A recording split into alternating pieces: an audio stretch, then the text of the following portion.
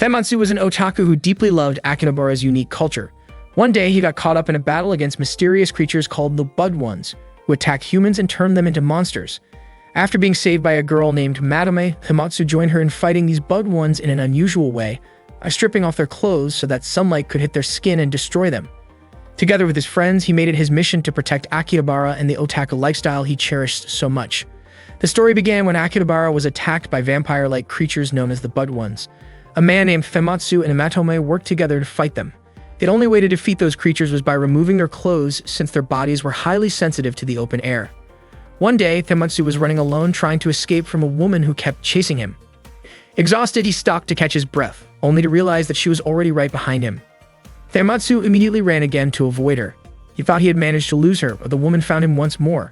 She persistently tried to convince Famitsu to buy a piece of artwork worth 950,000 yen, even offering him a 5-year installment plan. She urged him to come back to the gallery and fill out some paperwork. Famitsu agreed on one condition, that she would join him in his battle. He then claimed that he was Prince Mabu-ni, sent to Earth by the space goddess Goldeva from the 11th world of Tekken Rizzer, on a mission to collect the Mobamo Silitaro emblems. The woman looked terrified as Famitsu continued his bizarre explanation that made no sense at all. She decided to walk away quickly, leaving him behind. Famitsu was surprised that the story he wrote back in middle school actually helped him scare off the gallery woman. Not long after, Famitsu's younger sister Niwaka ran up to him. She looked confused and asked why he had left her when she had told him to wait. Famitsu apologized and explained that he had just been ambushed by a newly revived Yulian. Niwaka had no idea what he was talking about. Famitsu went on to say that Yulians were Akihabara's original monsters that could start a war if too many of them appeared. Niwaka then invited Famitsu to go to animate with her to buy a new manga that came with a special bonus. Famitsu was not interested, but Niwaka begged him to come along so they would not get separated again. She asked him to wait at the nearby figure shop. Suddenly, Niwaka looked up in shock and saw a woman falling from the sky. People screamed in surprise, and some even started taking pictures and recording videos. Famitsu had no idea what was going on and was shocked to see that the woman was perfectly fine after the fall. The woman introduced herself as Matome and warned that the area was dangerous. Sure enough, a group of Bud Ones landed nearby and immediately attacked her. Matome reacted quickly, swinging her baseball bat at them. One of the Bud Ones lunged at her, but she struck back and leaped upward, pulling off the creature's clothing, which rendered it unconscious. She soon realized that the enemies she faced were only low-level Bud Ones. Suddenly, Tsurubashi and his bodyguards appeared. They were local residents of Akihabara who came to announce that the show was over and asked the onlookers to disperse. Famitsu was confused, wondering if what they had just witnessed was merely a performance. Tsurubashi scolded Matome, but she immediately jumped high into the air and disappeared. Tsurubashi rushed off to chase her. Niwaka, meanwhile, commented that the performance had actually been really good. Later, while Niwaka was enjoying some bread, Famitsu looked irritated because he could not find the item he had been searching for at the figure shop. Niwaka asked if what they had seen earlier had any connection to the Bud Ones. The dark rumors surrounding those creatures had been spreading quickly. Niwaka had heard from a classmate's older sister that once someone became a Bud One, they would gain superhuman powers and go on a rampage, attacking others to spread the infection, like a vampire or a zombie. If that rumor were true, it could cause serious trouble, especially since the police were not taking any action and the public thought those incidents were just street performances. Famitsu dismissed the story, saying it was nothing more than a silly urban legend. Many people, he explained, had started trying out new things ever since the Akihabara government lifted the ban on street performances. Niwaka then asked Famitsu to go with her to Adore's cafe, but he refused. She continued to beg him to come along. A moment later, Famitsu received a message from Cage, saying he had found the item Famitsu wanted. Without hesitation, Famitsu left right away, leaving Niwaka behind. She looked disappointed, reminding herself that he had promised to spend the whole day with her. When Famitsu arrived at the store he was looking for, he was completely amazed to find every version of the Anatomy Ranger figures on display. His eyes were immediately drawn to the blue foie gras liver version, a limited edition that had only been available at the Almori event last year. It had been produced again since then because it wasn't popular, so Famitsu couldn't believe such a legendary figure was right there in front of him. He felt like fate itself had brought him to that store to claim the mystical collectible. Just as Famitsu reached out to grab the figure, a girl reached for it at the exact same time. Neither of them wanted to back down. The girl's name was Arisa. She said she had seen the figure first, so it rightfully belonged to her. Famitsu didn't expect her to be that strong. He couldn't even pull the box from her hands. Arisa explained that this rare liver version wasn't just a different color. It had a redesigned body to better reflect the original concept. She wanted to repaint it to match the authentic base color. Famitsu was surprised she even noticed that detail. Arisa admitted she loved the liver figures deeply and asked Famitsu to let her have it. Tematsu became distracted for a moment, and Arisa took the opportunity to snatch the figure from him. Overjoyed, she began spinning around in excitement. Tematsu asked Arisa to at least share what she truly felt about that rare figure. He wanted to talk about the blue liver together and even hope they could become friends through their shared passion. He realized that both he and Arisa had come to Akihabara searching for rare treasures, breathing in the same air of friendship and sharing the same collector's spirit. Arisa was touched by his words, saying that he had spoken straight to her heart. When Tematsu offered a handshake as a friendly introduction, he was secretly planning to grab the figure again. But before he could make a move, a loud crash echoed through the store. Matome suddenly appeared and mentioned something about the Bud Ones before launching an attack on Arisa. Shocked, Arisa quickly dodged Matome's strike. Matome demanded that Arisa reveal her true identity, but Arisa had no idea what she was talking about. Matome insisted that Arisa must be one of the Bud Ones, judging by her unusual outfit and her superhuman strength. Worried that the fight might damage the figures inside the store, Arisa decided to fight back to protect them. Her punches landed solidly, forcing Matome to respond by pushing Arisa away, sending them both crashing out of the store and onto the street. Arisa tried to escape, but Matome chased her relentlessly. Meanwhile, bystanders began recording the fight on their phones. Not long after, Tematsu overheard people talking about an explosion at the Adores Cafe that had just happened that day. He suddenly remembered that Niwaka had wanted to visit that cafe. Panic set in and he ran straight toward the scene. When he arrived, a crowd had already gathered, and Tsuruba she was helping keep people away from the area. Tematsu tried calling Niwaka, but her phone didn't connect. Without hesitation, he rushed inside and climbed to the upper floor. When he opened the door, he saw several customers sitting motionless. He approached one of them to ask about his little sister, but the customer suddenly screamed, startling Tematsu and knocking him to the ground. The people around him looked almost like vampires ready to attack. Terrified, Tematsu froze until someone suddenly tore through the strange energy surrounding those people and they instantly collapsed. It was Matome. She said she had seen Tematsu around before, though she thought he tended to get in her way. Tematsu explained that he was looking for his sister, and as he looked around, he spotted Niwaka lying unconscious on the floor. He rushed to her side, but one of the Bud Ones lunged forward, trying to strike him with a fork. Matome jumped in to protect him, taking the hit on her shoulder. She told Tematsu to take his sister and get out of there. Tematsu hesitated, worried about Matome's injury, but she told him that he was only slowing her down, and that next time she might not be there to save him. After Tematsu left with Niwaka, another Bud One attacked Matome, and she defended herself using the fork and her staff, forcing the enemy back. Tematsu stopped in an empty room, shaken by everything that had just happened. Suddenly, Arisa dropped down from an air vent and greeted him. She said she had been caught up in a chase and that things had turned around unexpectedly. Her clothes had been torn during the fight, so she had changed into something else. Earlier, Matome had chased her down, but later realized that Arisa wasn't one of the Bud Ones and apologized for the misunderstanding. Out of curiosity, Arisa had decided to follow Matome afterward. Tematsu then realized that Matome often stripped her opponents of their outer layers to neutralize them. Arisa looked at Niwaka and teasingly asked if the cute girl with him was his girlfriend. Before Tematsu could answer, Niwaka woke up and said that her older brother didn't have a girlfriend and didn't have many friends either. Tematsu looked annoyed hearing that. Tematsu asked Arisa to take Niwaka somewhere safe. He trusted Arisa because he believed she shared the same spirit and determination as him. Tematsu was determined to go and fight the Bud Ones, but Arisa doubted his ability, thinking his physical strength was below average. However, Tematsu reignited his own fighting spirit by recalling a line from episode 34 of Anatomy Ranger. Arisa was unexpectedly impressed by his passion and decided to support whatever he planned to do. With renewed determination, Tematsu rushed off to help Matome. At that moment, Matome was on a rooftop, surrounded by numerous Bud Ones.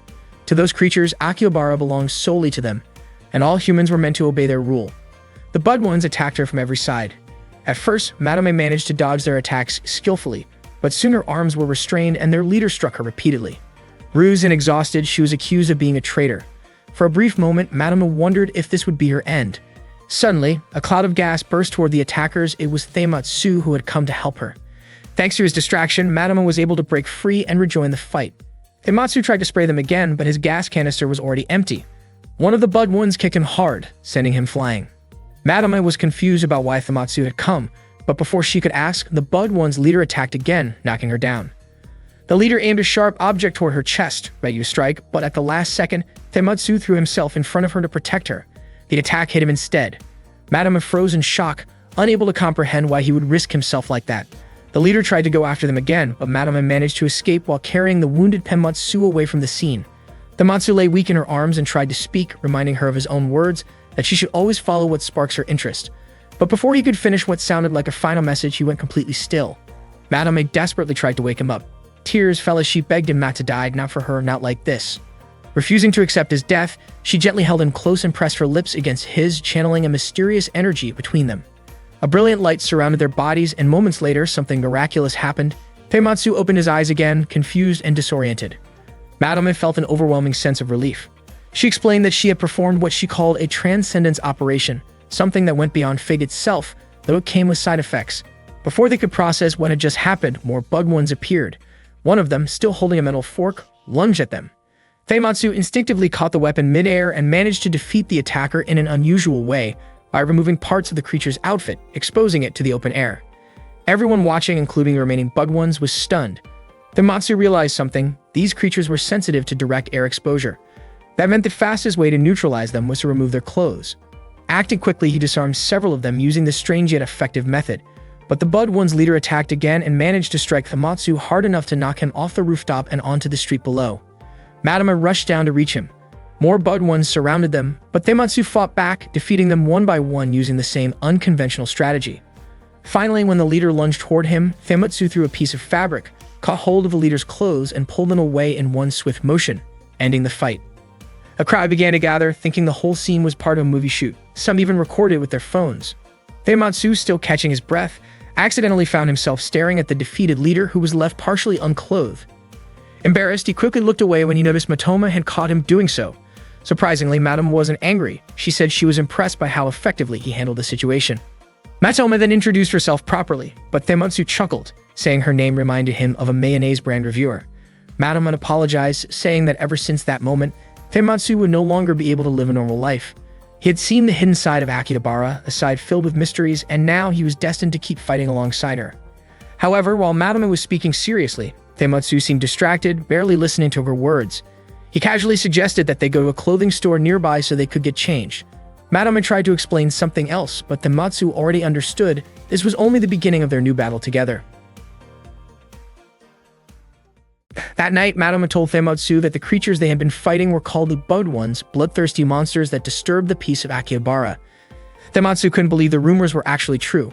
Most Bud Ones were low-class types, their bodies possessed by demonic entities known as kurobugs. There were also Hazoku, beings capable of creating higher-class Bud Ones. Madame grew annoyed at Feimatsu's indifference, only to realize he was simply hungry and wanted to buy a katsu sandwich. She explained that the Hazoku were non-human beings able to create Bud Ones, and that she herself was one of them. Some Hazoku lived peacefully alongside humans, just like Matoma, who fought to protect the city of Akihabara. Lately, the Bud Ones had become more active, and Matoma had to keep fighting since her clan had defended the city for over 300 years. Because Feimatsu now possessed special powers, he could no longer leave Akihabara. Madame told him to join her in the fight against the Bud Ones. Feimatsu, however, wasn't interested. He said it all sounded like too much trouble and wondered why they couldn't just ask the police or the citizens for help. As he tried to leave to buy his katsu sandwich, he suddenly hit an invisible wall near the city border. Madame explained that the entire city was surrounded by a strong energy barrier designed to keep the Bud Ones trapped inside. When Feimatsu accepted the fate transcendence from Madame, it meant he had become her subordinate, a high-level Bud One. His hair would glow whenever he released his power. A short while later, Niwaka and Arisa found him, and Niwaka was overjoyed to see that Feimatsu was safe. Madame brought them to her base, an old hobby shop warehouse. Feimatsu couldn't contain his excitement when he saw all the video games inside, while Arisa understood why he was acting that way. She herself was amazed at the number of figures displayed around the room. Soon after, Feimatsu discovered Odyssey, the world's first home video game console. Meanwhile, Niwaka asked Madame whether Feimatsu was no longer human. Just as Madame was about to answer, Professor Tsujin suddenly appeared. He introduced himself with a ridiculously long name, so Feimatsu decided to just call him Professor. Tsujin explained that Feimatsu had actually died, but Matoma had revived him through the Fate Transcendence ritual, turning him into a high-class Bud One under her control. Now, Feimatsu possessed incredible strength, powerful enough to defeat ordinary Bud Ones in a single blow. The professor also explained that high-level Bud Ones created by Hazoku were far stronger than regular ones. Tsujin asked Madame whether the ritual had gone smoothly, knowing how much she disliked performing it. Niwaka finally understood that Feimatsu was no longer human. She remembered their father once saying Feimatsu had failed as a person, and the thought made her sad. Tsujin encouraged Feimatsu not to think negatively, telling him that he was actually fortunate to have evolved into a higher being. Feimatsu then asked what would happen if he removed his clothes, since the enemies he had defeated earlier had turned back to normal after their clothes came off. Madome told him he would find out on his own later. Tamatsu also wondered how he was supposed to take a bath if he couldn't remove his clothes. Tatsujin said the base had a special shower room he had personally built. When Tamatsu pulled open the curtain, to his shock, Orisa was already there, and the situation quickly became awkward. Madome immediately scolded him, embarrassed by the misunderstanding. She reminded Tamatsu that, as her subordinate, the Bud Ones would now target him. That meant he had to fight and join the Community Defense Group, a volunteer team dedicated to protecting Akihabara. Most members were regular citizens who volunteered to help, though some, like Madome, devoted themselves fully to hunting the Bud Ones. Suddenly, Orisa appeared again, calling the whole thing so cool. Madome, flustered, tried to cover her up while keeping the situation under control. Tamatsu decided to stay at the base, realizing he couldn't leave Akihabara anyway. Niwaka was confused as to why he would live there, but Tamatsu explained he couldn't go home and would live with Matome for now. Madome reluctantly agreed. Niwaka worried their parents would be concerned, but Tamatsu asked her to tell them he had found a lifelong job. Niwaka said their mother might understand, but their father probably wouldn't approve. Madome told Tamatsu to get ready for their next mission, while Orisa cheered excitedly, so much that her towel almost slipped, causing another round of chaos. Tatsujin mentioned that there was still one free room upstairs, and although Madome hesitated about living together with Tamatsu, Tatsujin assured her that Tamatsu, while a bit clueless, was a good person at heart. Madome finally agreed and told Tamatsu he would officially work as part of the Community Defense Group, following her orders from now on. She asked him to clean up the room upstairs and informed everyone that their next mission would begin the next morning at 7. Niwaka could only hope that Tamatsu would be alright. The next morning, Madome walked together with Tamatsu and Orisa. Madome was puzzled about why Orisa was tagging along with them. Orisa explained that she had joined the public welfare group, which made Madome wonder who had even allowed her to join. Orisa asked Matome not to be so stubborn, saying she already knew that Madome was the one who repaired the damaged figurines. Madome admitted that she felt bad for the shop. She'd also apologized to Orisa because the day before she had mistaken her for one of the Bud Ones and attacked her right away. Suddenly, Orisa hugged Matome tightly and said she wanted to be her teammate. Out of nowhere, Tamatsu announced that he had already decided on a name for their team. In fact, he had thought of it since yesterday. Matome immediately disagreed, saying the name sounded awful, but Tamatsu insisted that it was a combination of all their names. Even so, Madome firmly refused. A moment later, members of the Akihabara Public Safety Group arrived. They wanted to ask about the violent incidents that had occurred around Akihabara the day before, especially since there was information suggesting that Madome and Tamatsu had been involved. They were also curious about why Tamatsu was always seen with Matome. Maybe he was part of the organization too. Tamatsu explained that he and Matome were part of a team called Electric Mayonnaise. Orisa quickly pointed out that her name wasn't included in that team name, so Tamatsu decided to change it to Electric Mayonnaise and Friends. Madome got angry and hit him repeatedly, refusing to accept such a ridiculous name. Hinjiro didn't care much about what the team was called, but he found it strange that members of a public organization were the ones causing incidents. Shohei scolded them for stirring up trouble in Akihabara, a place that already had an unspoken rule about maintaining order. Madome urged Tamatsu to leave right away, but before going, Tamatsu told them not to underestimate their team. Orisa acted cheerfully and told them not to worry too much about it. Later that day, Madome and the others went to a cafe to talk about the Bud Ones incident. Tamatsu was confused because online news reports claimed that a cosplayer had gone berserk instead. Madome explained that their enemies had used something called Kurobug to create many allies. She believed that they were trying to take control of Akihabara and that their organization was known as Metronica. Madome was convinced that their main base had to be somewhere within the district. Tamatsu pointed out that it would be pointless to fight the enemy without knowing their exact location. Madome said she didn't care, she just wanted to protect the city. Orisa agreed, saying she also wanted to defend this place full of amazing things. Tamatsu, however, couldn't help but think about shopping while he was still in Akihabara. Instead of that, he had been patrolling since morning, and since none of them were being paid, he wondered how they were supposed to survive like this. It turned out that Tatsujin's research institute had been providing them with some funding, but it wasn't enough to cover the rent for their base. When Tamatsu asked how they were supposed to make a living, Madome told him he should find a part-time job. Not long after, Momo appeared and approached Tamatsu. Momo was a well-known freelance waitress famous for her legendary service. Orisa was thrilled to meet her in person. Momo then suggested a good place where Tamatsu could find a side job. They soon visited the Mashiro agency, where Tamatsu asked for an easy job that paid well. The agency handed him a flyer, but both Madome and Orisa didn't trust it. The agency staff said they weren't responsible for any of the information on it. Madome commented that most of the censors Tatsujin had made were basically useless anyway. Tamatsu decided he should head to the Eshigoya Tokyo Military Goods Store, which was looking for part-time employees. When they arrived, the place was packed with people. It seemed like military-themed items were really popular at the moment. Orisa mentioned that thanks to certain admirals and tank girls, the military theme was always trending. Tematsu, however, thought it was just a bunch of low-level fans looking for the latest model kits. Orisa teased him, saying he was also a hardcore military otaku himself. Suddenly, Tenchao appeared and said that he didn't have any valuable goods to sell to those customers. He fired his weapon into the air, leaving Tematsu completely confused about what was going on. Out of nowhere, ghostly military spirits appeared, capturing and possessing the visitors in the store. The sensor device detected an intense reaction from Tenchao. It turned out that he was actually the leader of the military-type Bud Ones. Matome declared that Tenchao was a high-class Bud One and urged Tematsu to fight alongside her. Orisa, full of excitement, joined the battle too. Together, they managed to defeat many of the Bud Ones. But Tenchao ordered his soldiers to take down Matome and her team. Chaos erupted, and people started fleeing the building in panic. Meanwhile, Masato was on a nearby rooftop with Fukame recording everything that was happening below. Meanwhile, a squad of Bud One's soldiers opened fire on Tematsu and his friends.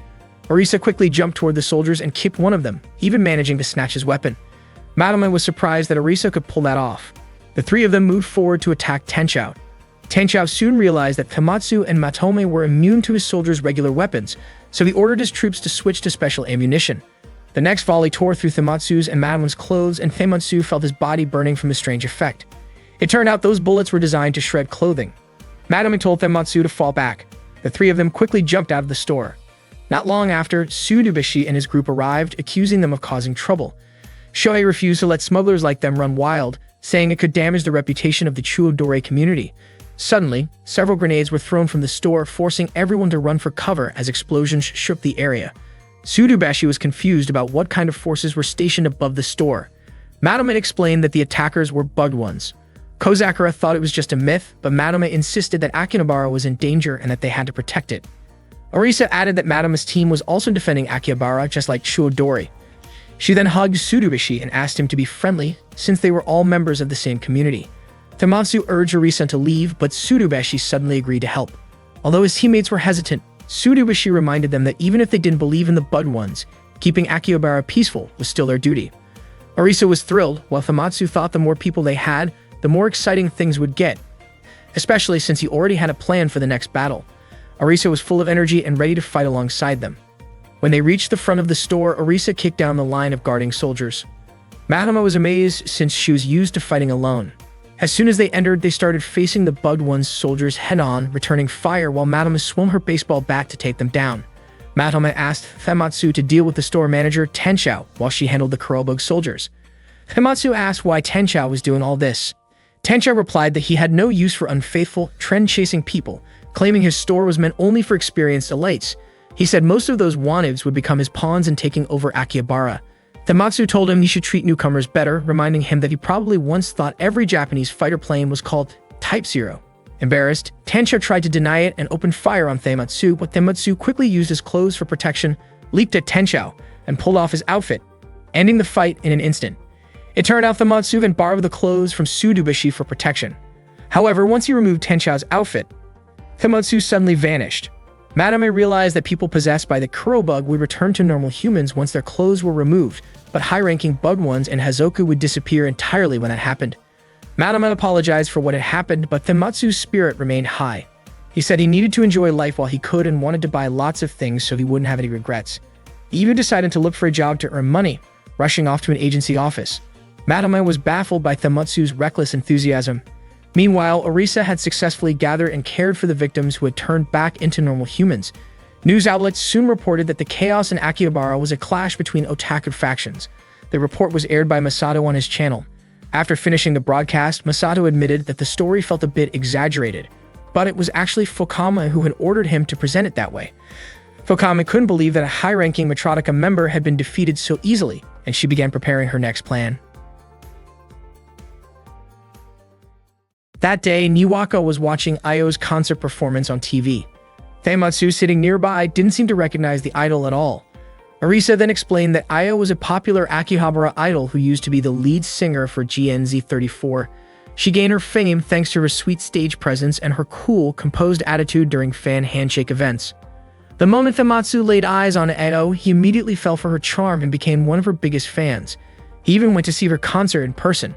When he came back home after the concert, Niwaka was shocked by how Famitsu looked, though Orisa actually liked his new appearance. Matome, on the other hand, scolded him because he was supposed to be on patrol with her that day. Famitsu apologized for skipping out on their duty. Even though it was already late at night, Matome still invited Famitsu to patrol with her, but he refused, saying he wanted to watch the concert review broadcast. For him, the most important thing was to experience Io's performance live and then join the fan discussions afterward. Famitsu admitted that the concert had been absolutely incredible. Frustrated, Matome stormed off. That night, Matome went to a burger shop and ended up eating a huge amount of burgers. She was still upset and thought that while she was sitting there doing nothing, their enemies might already be moving forward with their plans. She began to regret saving Famitsu that one time.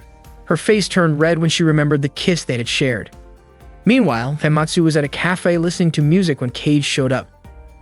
Cage couldn't believe Famitsu had suddenly gotten into idol music.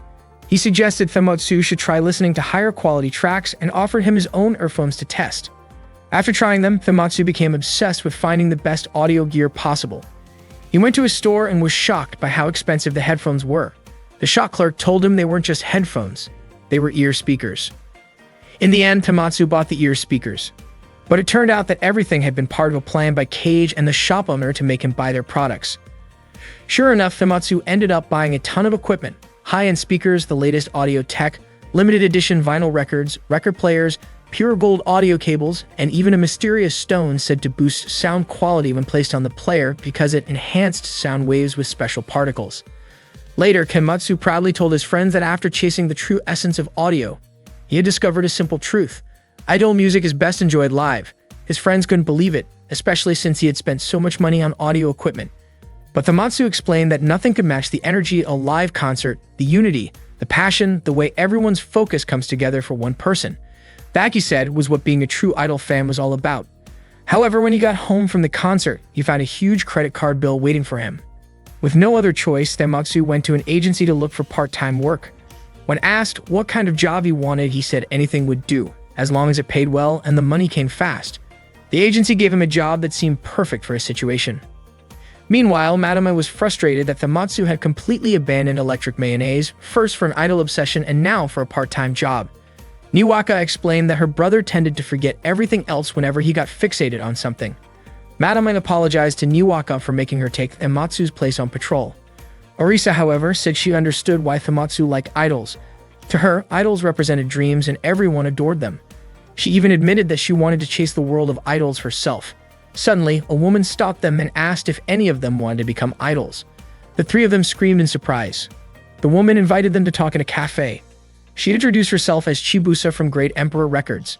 Iwaka and Matome didn't recognize her, but Orisa immediately knew who she was.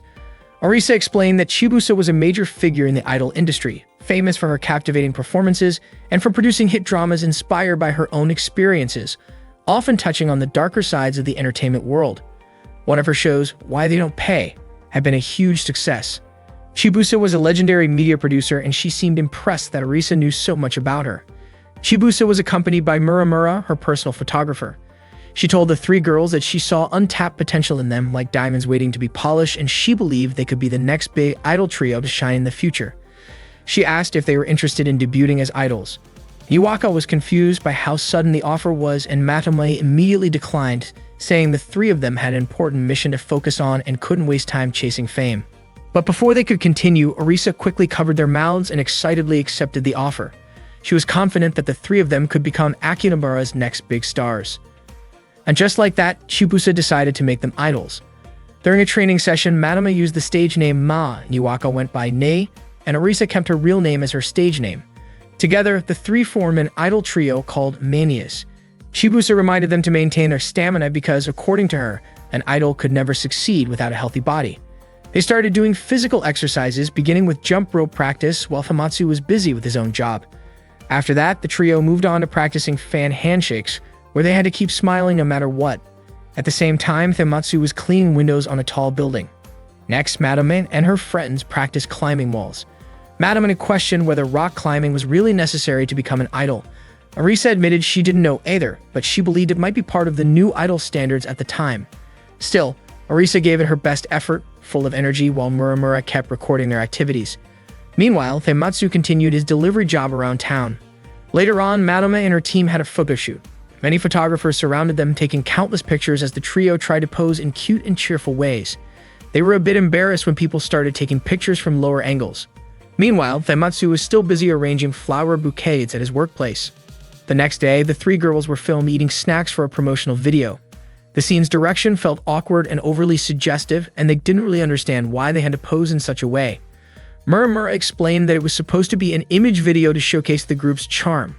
That same day, Feimatsu visited an agency again to look for a better-paying job. The agency offered him a cleaning job at another building and hinted that he might discover something special while working there. At the same time, Madame and her friends were told to prepare for a photo shoot wearing swimsuits. Inside the dressing room, they spent some time choosing outfits. Madame hesitated and said she didn't feel comfortable wearing a swimsuit. Orisa scolded her, asking her to stay committed since they had already come this far. Madame clarified that it wasn't about being unwilling, she just didn't want to reveal too much of herself. Niwaka immediately understood and supported her. Madame explained again that she simply couldn't expose too much skin, so Orisa decided to help by finding a more modest swimsuit for her. Orisa confidently wore a bright, stylish swimsuit. Niwaka chose a frilly one, and she also added stockings and gloves to cover more of her skin. Once everyone was ready, Muramura told them to begin shooting. Niwaka noticed a few older men nearby and quietly asked who they were. Muramura assured them not to worry, saying that those men were just part of the production crew in charge of the water effects. Niwaka nervously imagined them spraying water during the shoot. As filming began, Niwaka showed her cutest smile. Matome still looked serious and a bit stiff, so Muramura asked her to relax and smile more. Orisa, on the other hand, was full of confidence and energy, giving expressive and lively poses in front of the camera. Then, Muramura requested a few more creative poses. Orisa tried striking some confident and dramatic ones, clearly enjoying the moment. However, when Muramura suggested she make her outfit a little more revealing for artistic purposes, Madame and Niwaka immediately stopped her. They both said that their request was completely inappropriate and crossed the line. Madame firmly told Orisa not to do anything she might regret. Orisa suddenly realized that if she went along with that, it could ruin her career in the long run.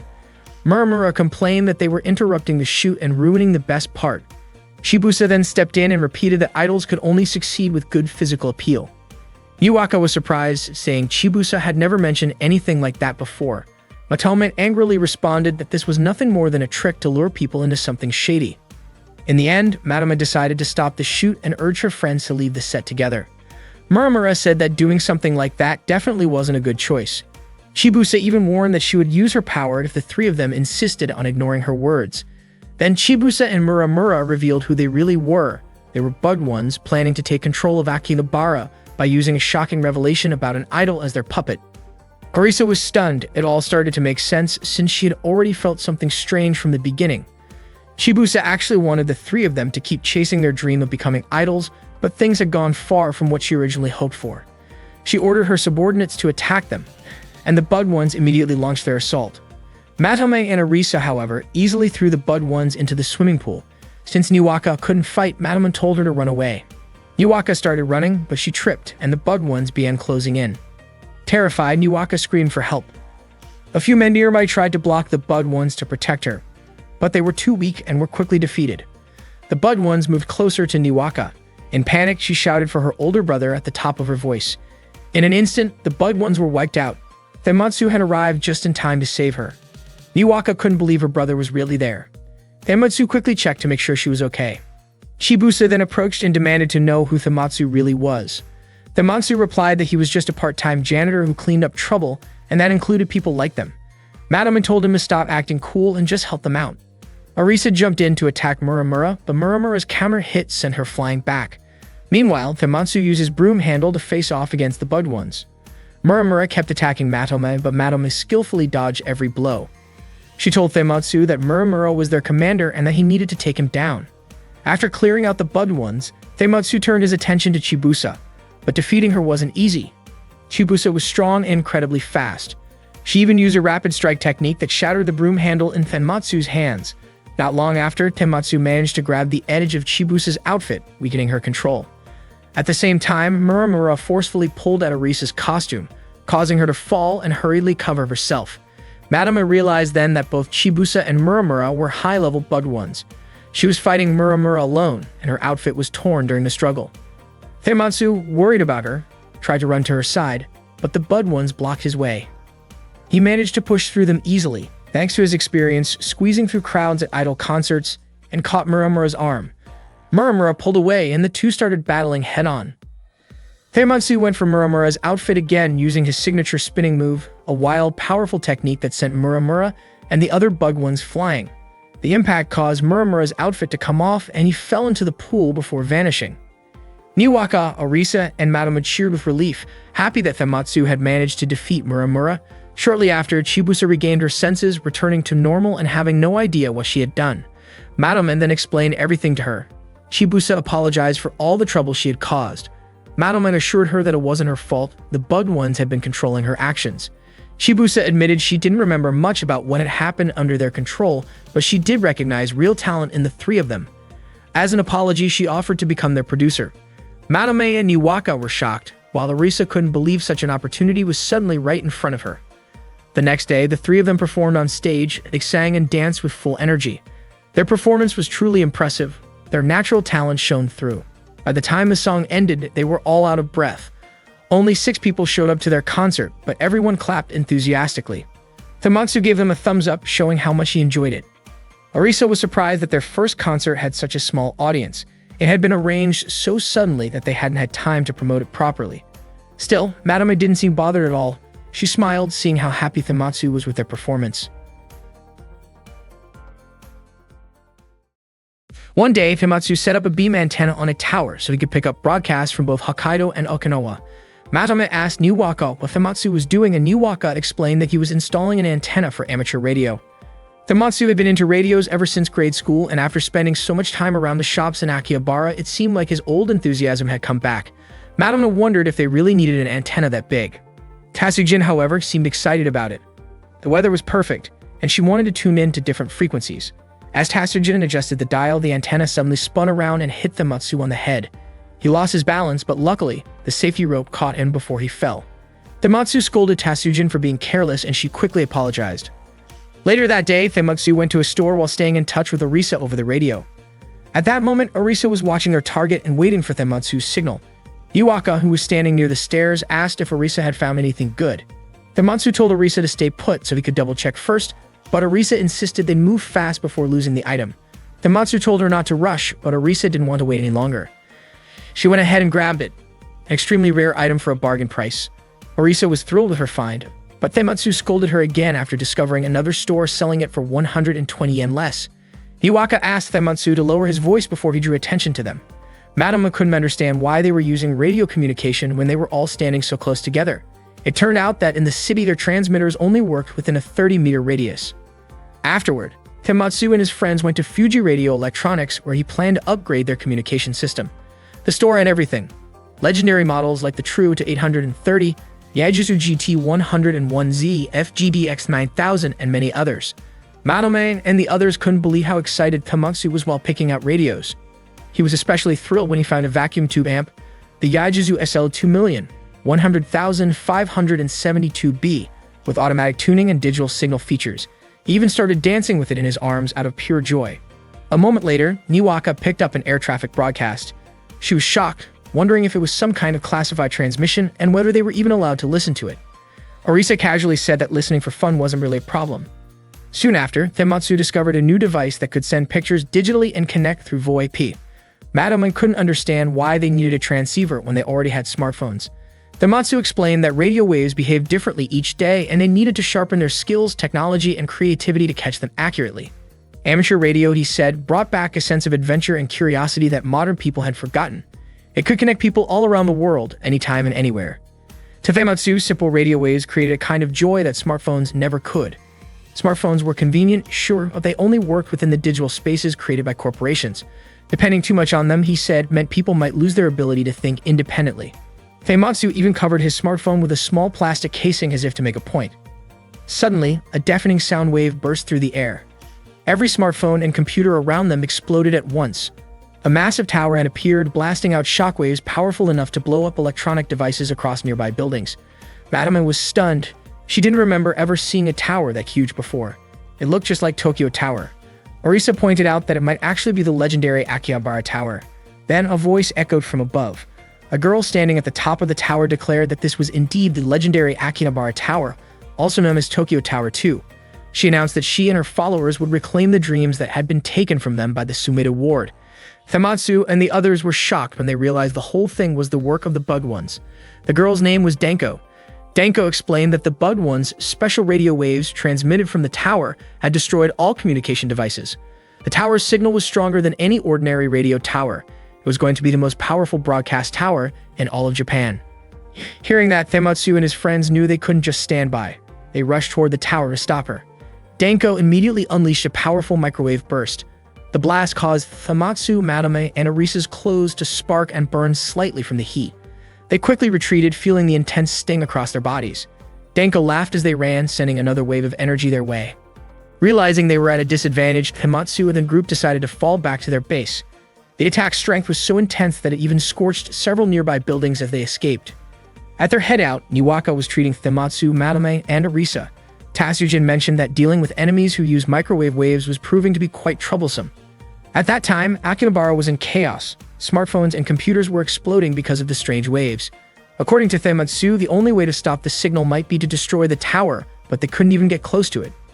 Arisa recalled what Denko had said earlier, that the tower was called Tokyo Tower 2, and that it was also connected to the idea of taking back their dreams. If that was the case, Tatsujin decided to reach out to her mentor in Tsukuba for help. It turned out that Famitsu had once been a researcher at a cutting-edge science center in Tsukuba. Arisa was surprised and said Tatsujin sounded like an elite. Famitsu then asked how Tatsujin had known about the existence of the Bug Ones in Akihabara, and Tatsujin began to tell her story. A few years ago, before the Tsukuba Express even started operating, the Tsukuba Science Center was home to researchers from all over the world. Even though the Bug Ones hadn't become active yet, the researchers already knew that there were Bug Ones hiding behind the scenes in Akihabara. Tatsujin had been working with Denko, the owner of the tower, to study them. They were guided and supported by their teacher, Professor Yagyuta, who was the lead researcher among all the scientists, including those studying paranormal phenomena. He was the one who recommended that Denko and Tatsujin go to Akihabara to study the Bug Ones in their natural environment. Arisa was deeply moved after hearing about Tatsujin's past. Famitsu then asked how Tokyo Tower 2 even came to exist. Tatsujin explained that during their research, she and Denko discovered that the Bug Ones emitted faint but unusual radio waves. Because of that, they decided to pursue a special project. About 10 years ago, there had been plans to build a replacement for Tokyo Tower 2, in Akihabara. With a large enough antenna, they could easily detect and analyze those faint radio signals. Denko and Professor Yagyuta had poured all their wealth into trying to bring the tower to Akihabara. Tatsujin explained that Professor Yagyuta had deep knowledge about radio waves and would probably have a solution for their current problem. Unfortunately, after losing all of his personal fortune, the professor left for Brazil and started working as a prospector in the Amazon to raise money for his research. Madame and the others were shocked to hear that. So Professor Yagyuta was still somewhere out there beyond Brazil, but because of the tower's interference, they couldn't send text messages or emails. That's why they needed an alternative method of communication. Famitsu suggested contacting Professor Yagyuta through radio waves since radio signals could be hacked and were much more reliable. Tatsujin agreed. That was exactly why she had asked Famitsu to set up the antenna. Madame wondered aloud if it was even possible to reach Brazil with a radio signal since it was on the other side of the planet. But Famitsu was confident they could do it. They started studying radio waves together. Tatsujin explained that communicating with Brazil wouldn't be easy.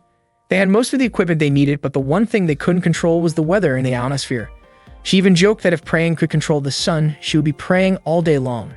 Surprisingly, Arisa offered to pray to the gods for help, though Famitsu doubted any god would listen to her prayer. They decided to wait patiently for the right wind conditions. Once everything was ready, they would send the radio signal to Brazil. As they all knew, radio waves travel straight and can't directly reach the other side of the Earth, so they would have to use the ionosphere above the sky. The ionosphere reflects radio waves in the same way a mirror reflects light, creating a chain of reflections that can carry the signal to the other side of the world. However, South America was very far away, and voice communication would be unrealistic. They would need to use Morse code instead, which could still work under less than ideal conditions. They knew they wouldn't be able to communicate unless Professor Yagyuta himself replied in Morse code. Famitsu sent a signal to check whether the radio waves had reached Professor Yagyuta, but it still didn't work. Tatsujin asked Niwaka to switch the coaxial cable, told Matoma to grab the toolbox, and asked Arisa to check the rotator on the tower. Arisa immediately climbed the tower and prayed to the ionosphere, but even by nightfall, there was still no success. The next morning, Momo showed up bringing pizza pops and garlic chicken. Famitsu and the others woke up and were thrilled to see the food. It turned out that Niwaka had ordered the meat pizza before heading to school. Momo, who worked in a pizza place that month because of a maid program event, looked around and couldn't believe how serious they all seemed. Tamatsu explained that they were carrying out a complex communication mission. Momo realized that the signals from the new tower had been causing trouble all over Akihabara. She asked if any of their devices had been affected. Tasujin said that since they were under the tank, the effects had weakened, and she had also built a protective wall. Momo walked closer to the equipment and pressed the wave transmitter. Suddenly, a response came through from Professor Yagyuta. Tamatsu quickly listened to the Morse code message the professor sent and asked Tasujin to write it down. The code spelled ALMHK. None of them knew what it meant. Tamatsu guessed it might be an acronym, maybe even a way of saying thanks. Tasujin thought the letters might need to be rearranged in a certain pattern. Arisa admitted she didn't understand either and said she'd just finished eating chicken while crushing the aluminum foil that came in. Tasujin's eyes lit up as if she suddenly understood what ALMHK meant. Excited, she ran inside to look for materials but realized she didn't have enough, so she asked Momo to bring her an order of 100 garlic chicken meals. Meanwhile, Denko was laughing joyfully because he had finally taken control of Akihabara's radio waves, fulfilling his long-time dream. He had once watched a tower being built in Narihirabashi, which made him lose his motivation to live. Fortunately, thanks to Matronica, he had managed to build a tower of his own. Not long after, one of his subordinates reported that an unknown shape, something that looked like an ancient alien, was approaching. It turned out to be Tamatsu, Madame, and Arisa, all wearing aluminum foil suits as protective armor. They had come to take down Denko's tower. Denko launched microwave waves toward them, but the attack didn't work. The aluminum armor completely blocked the signal. Denko was shocked to see that. Tamatsu and his team prepared to move in and face him. Tasujin was grateful to Professor Yagyuta, who had given them the answer, Arumahaku, meaning aluminum foil. Aluminum could fully block microwave radiation. At first, Tamatsu doubted that a single sheet of foil would be enough, but they had used a huge amount. Each suit required about 300 millimeters of aluminum foil. They had gone through piles of garlic chicken just to collect enough foil to make the armor. Tasujin was confident that Tamatsu and the others could defeat Denko and his crew. As they got closer, Denko ordered his men to aim for their opponent's eyes, the only spot not covered by armor. When the shots were fired, Tamatsu and the others turned around and walked backward toward the tower. In a quick move, they managed to pull Denko's outfit, and in an instant, the tower collapsed and exploded. Fukame and Masato covered the event, assuming it was just an overly enthusiastic promotional stunt by an antenna shop. Tasujin then approached Denko. It had been a long time since they last met. She asked why he had done all that. Denko explained that 3 days earlier his dream tower had been destroyed, leaving him hopeless. He had wandered across the country and ended up in Akihabara. He even considered ending his life, but Fukame stopped him, asking him to live and promising to help him achieve his dream. When they shook hands, Denko was transformed into one of the bugged ones. By the time he regained his senses, he realized he had been spreading disruptive waves from the tower. Overcome with regret, Denko cried, apologizing for what he had done to the people of Akihabara. Tasujin promised to reach out to some contacts to help clear Denko's name from the incident. Denko cried in Tasujin's arms and she invited him to go out for a drink and talk things over. The next day, Tamatsu hosted a broadcast from Studio Electro Mayo. The special guests that day were the idol trio, Maneus. They chatted about their new song titled Match for 3000. Madelman was curious why they were suddenly hosting a radio show. Tamatsu explained that it was a free promotion for Maneus, and besides, their broadcast reached all the way to Brazil. Meanwhile, Tasujin quietly looked at an old photo of Denko and Professor Yagyuta together. That day, Tamatsu was hanging out at the game center playing a mahjong arcade game. But as the game went on, an image of a woman started to appear, slowly taking off her clothes. Yuaka was shocked and couldn't believe Tamatsu was still playing a game like that. Tamatsu tried to explain that he was only using it as practice for fighting the Bud ones, since, according to him, there might come a time when he'd have to face them in a mahjong match. When the woman in the game started to undress, Tamatsu quickly covered the screen and told Niwaka to go play the crane game instead. Niwaka was grateful when Tamatsu gave her some money, and she got super excited running off to play. As the self-proclaimed ace fighter, Tamatsu swore that he would play any game to victory without letting his opponent win a single round. In reality, though, Tamatsu lost his final mahjong match and decided to switch to another game. The arcade was filled with tons of classic titles, and he found himself drawn to an old favorite, Street Fighter II. He hadn't been very good at fighting games in the past, but by now he figured he should have improved. He started playing, realizing the game was much faster than he remembered. At first, he couldn't recall the special moves, but eventually it came back to him, and he managed to win a round. Suddenly, a kid walked up and joined the game. Tamatsu was surprised that a child would even bother with such an old game. Confident, he assumed he could beat the kid easily, but it turned out the kid was incredibly skilled.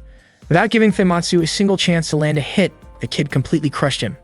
Tematsu was frustrated, feeling like he'd been wiped out in one-sided fashion, and he ended up blaming the machine. The kid introduced herself as Matsuko and calmly told him that blaming the machine wouldn't make anyone a better player. Then she walked away, leaving Tematsu puzzled. He had the strange feeling that he'd seen her somewhere before. Meanwhile, Niwaka was happily focused on the crane game, and she actually managed to win a full set of Lao's quintuplet plushies. Not long after, Tematsu walked up to her. Niwaka proudly showed off her prize, but suddenly a glass barrier appeared and sliced through the plushie Tematsu was holding.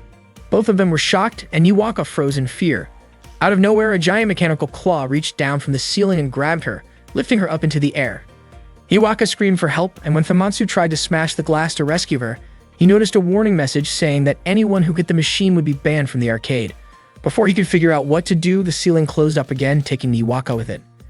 At that moment, Matsuko appeared once more and commented that Tematsu had matured since he didn't break the machine this time. Tematsu, confused and annoyed, had no idea what she was talking about.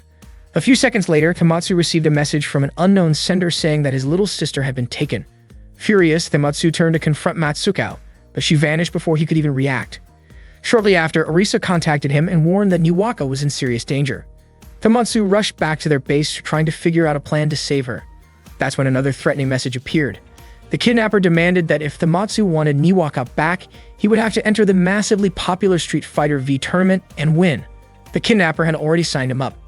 Tematsu was shocked. It was clear this whole thing had been planned in advance, with Niwaka taken as leverage. Arisa explained that the Street Fighter V Weiwei Cup Evolution fight would take place the next day in Akihabara. The tournament would feature many famous gamers, and the champion would get to face Matsuko, who was now a well-known pro.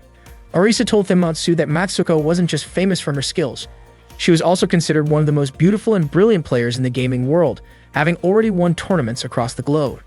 That's when Tematsu realized Matsuko was the same girl he'd met at the arcade, and she was the one who had taken Niwaka. The team reviewed footage from Matsuko's recent matches. After watching closely, Madama commented that the moves Matsuko used weren't normal, they weren't human techniques at all.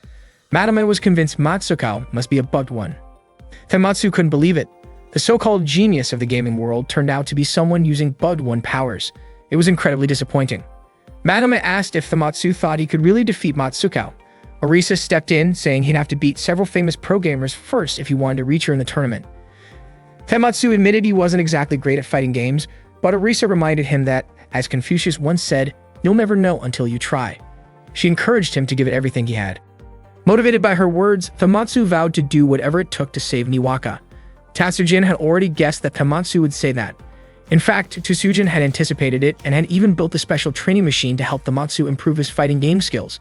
That afternoon, Tematsu was training by running on Tatsujin's custom-built machine. Madama was confused about how that kind of workout could possibly help with a fighting game. The machine spun too fast, causing Tematsu to lose his balance and fall. The next session was reflex training. Tatsujin used a tennis ball machine, but Arisa was the one swinging the racket. She kept missing, and the tennis balls ended up hitting Tematsu instead. Arisa tried again, confidently believing she could hit the ball this time, but she accidentally struck Tematsu right in the face instead. Next came the endurance training. Tematsu had to hang onto a rope while two sharks swam in the pool below. He couldn't hold on long enough and eventually fell into the water. Then came reaction speed training with a quiz game, pressure resistance training, and exercises to strengthen his body. At one point, he even had to endure simulated heat training by standing near a warm pole. Tematsu looked exhausted and wondered if he was going to collapse, but he refused to give up because he had to save Niwaka by defeating Matsuko. The next morning, Tematsu practiced by trying to crush a watermelon using only his index finger, and he actually did it. Tatsujin proudly announced that Tematsu had mastered the legendary 16 hits per second technique. Fired up and full of confidence, Tematsu was eager to take on Matsuko. That day, the Weiwei Cup Evolution Fight Tournament in Akihabara finally began. Koga served as the host, accompanied by a male commentator. Tematsu appeared calm, certain that he would win the tournament and face Matsuko. Arisa felt that the opponents looked pretty tough, but Tatsujin was sure that after all of Tematsu's training, no ordinary human gamer could beat him. To face Matsuko, Tematsu first had to make it to the finals. The first round began. Koga called up a gamer named Frog Ozma, a representative from the United States, to fight against Tematsu. Arisa and Madhoman cheered loudly, encouraging Tematsu to win. When the match started, Tematsu confidently said that he didn't have time to deal with minor opponents because his real target was Matsuko. However, to everyone's surprise, Frog Ozmo won the match.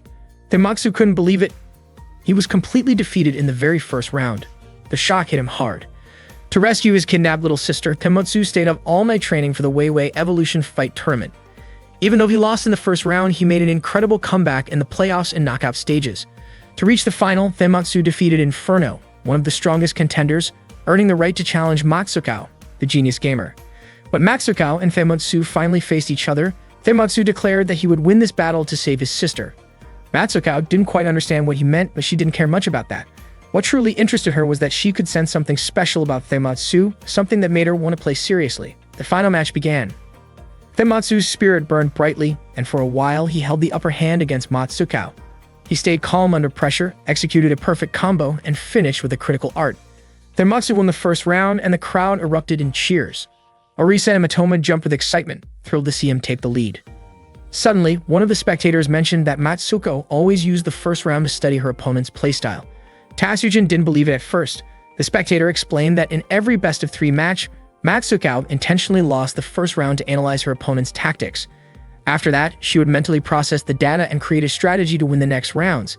It was said that Matsukao could adapt instantly, almost like her brain evolved into the perfect gaming processor. Tematsu couldn't believe that Matsukao had purposely thrown away the first round. Matsukao calmly stated that as a professional gamer, everything she did was part of her plan to win, and that nothing was wasted. Koga commented that Matsukao was showing incredible pride, and Matsukao herself admitted that Tematsu's skill level was beyond what she had expected. The second round began, and Tematsu was completely overwhelmed by Matsukao's true power. He could only defend for a short while before Matsukao decisively defeated him. The audience roared with excitement at her victory. Matsukao had shown her real strength. She won the round without even using a special move. Koga wondered aloud if the gap in their abilities was too large to overcome, while the commentator added that the greater the distance, the greater the challenge to bridge it. Tematsu realized that Matsukao truly was the strongest gamer. Matsukao, however, insisted that Tematsu's potential was still greater than he realized, but to claim victory, he needed to push himself even further. Suddenly, Matsukao took off her jacket, surprising Tematsu and exciting the entire crowd. Everyone started cheering enthusiastically. Matoma was confused, wondering why Matsukao would remove her clothing in the middle of a match. Orisa explained that it might be a kind of martial arts technique known as the strike of shame, a symbolic gesture meant to unleash one's hidden potential. According to Orisa, this technique had even appeared in history. During the era of the 16 Kingdoms, the legendary mahjong master Lord John Kioi was said to have used it. Later in Japan's Edo period, a shogi player named Lord Mataro supposedly did the same. Rumor had it that this technique was even coded into a computer program that once defeated a human champion named Yedail, despite the fact that mastering it was said to take over 30 years. Orisa admitted that Matsuko was indeed a genius. Matoma, however, was baffled. She couldn't believe that someone she had once thought of as one of the Bud Ones would resort to something so unpredictable. Tematsu was curious and asked if Matsukao didn't feel embarrassed, but Matsukao replied that she no longer carried any sense of shame. All she had left was her determination to win. As the crowd grew louder, the final round began. Tematsu struggled to keep up and couldn't react fast enough to Matsukao's attacks. Her moves were swift and unstoppable, leaving him with almost no openings. When Matsukao prepared to launch her ultimate move, Tematsu narrowly managed to dodge it. He felt cornered, unsure of what else he could possibly do, until he suddenly decided to follow Matsukao's lead and took off his jacket as well. Seeing that, Matoma shouted, warning him not to go that far since it could be dangerous for him. But Tematsu didn't care. He wanted to dedicate his youth to gaming, and he was ready to give it everything he had. Some of the audience even cheered him on. As the tension rose, Matsukao responded by removing her outer shirt too, drawing a collective gasp from the crowd. Both of them now stood in their undershirts, focused completely on the game. The match reached its peak. Every move, every reaction perfectly mirrored the other.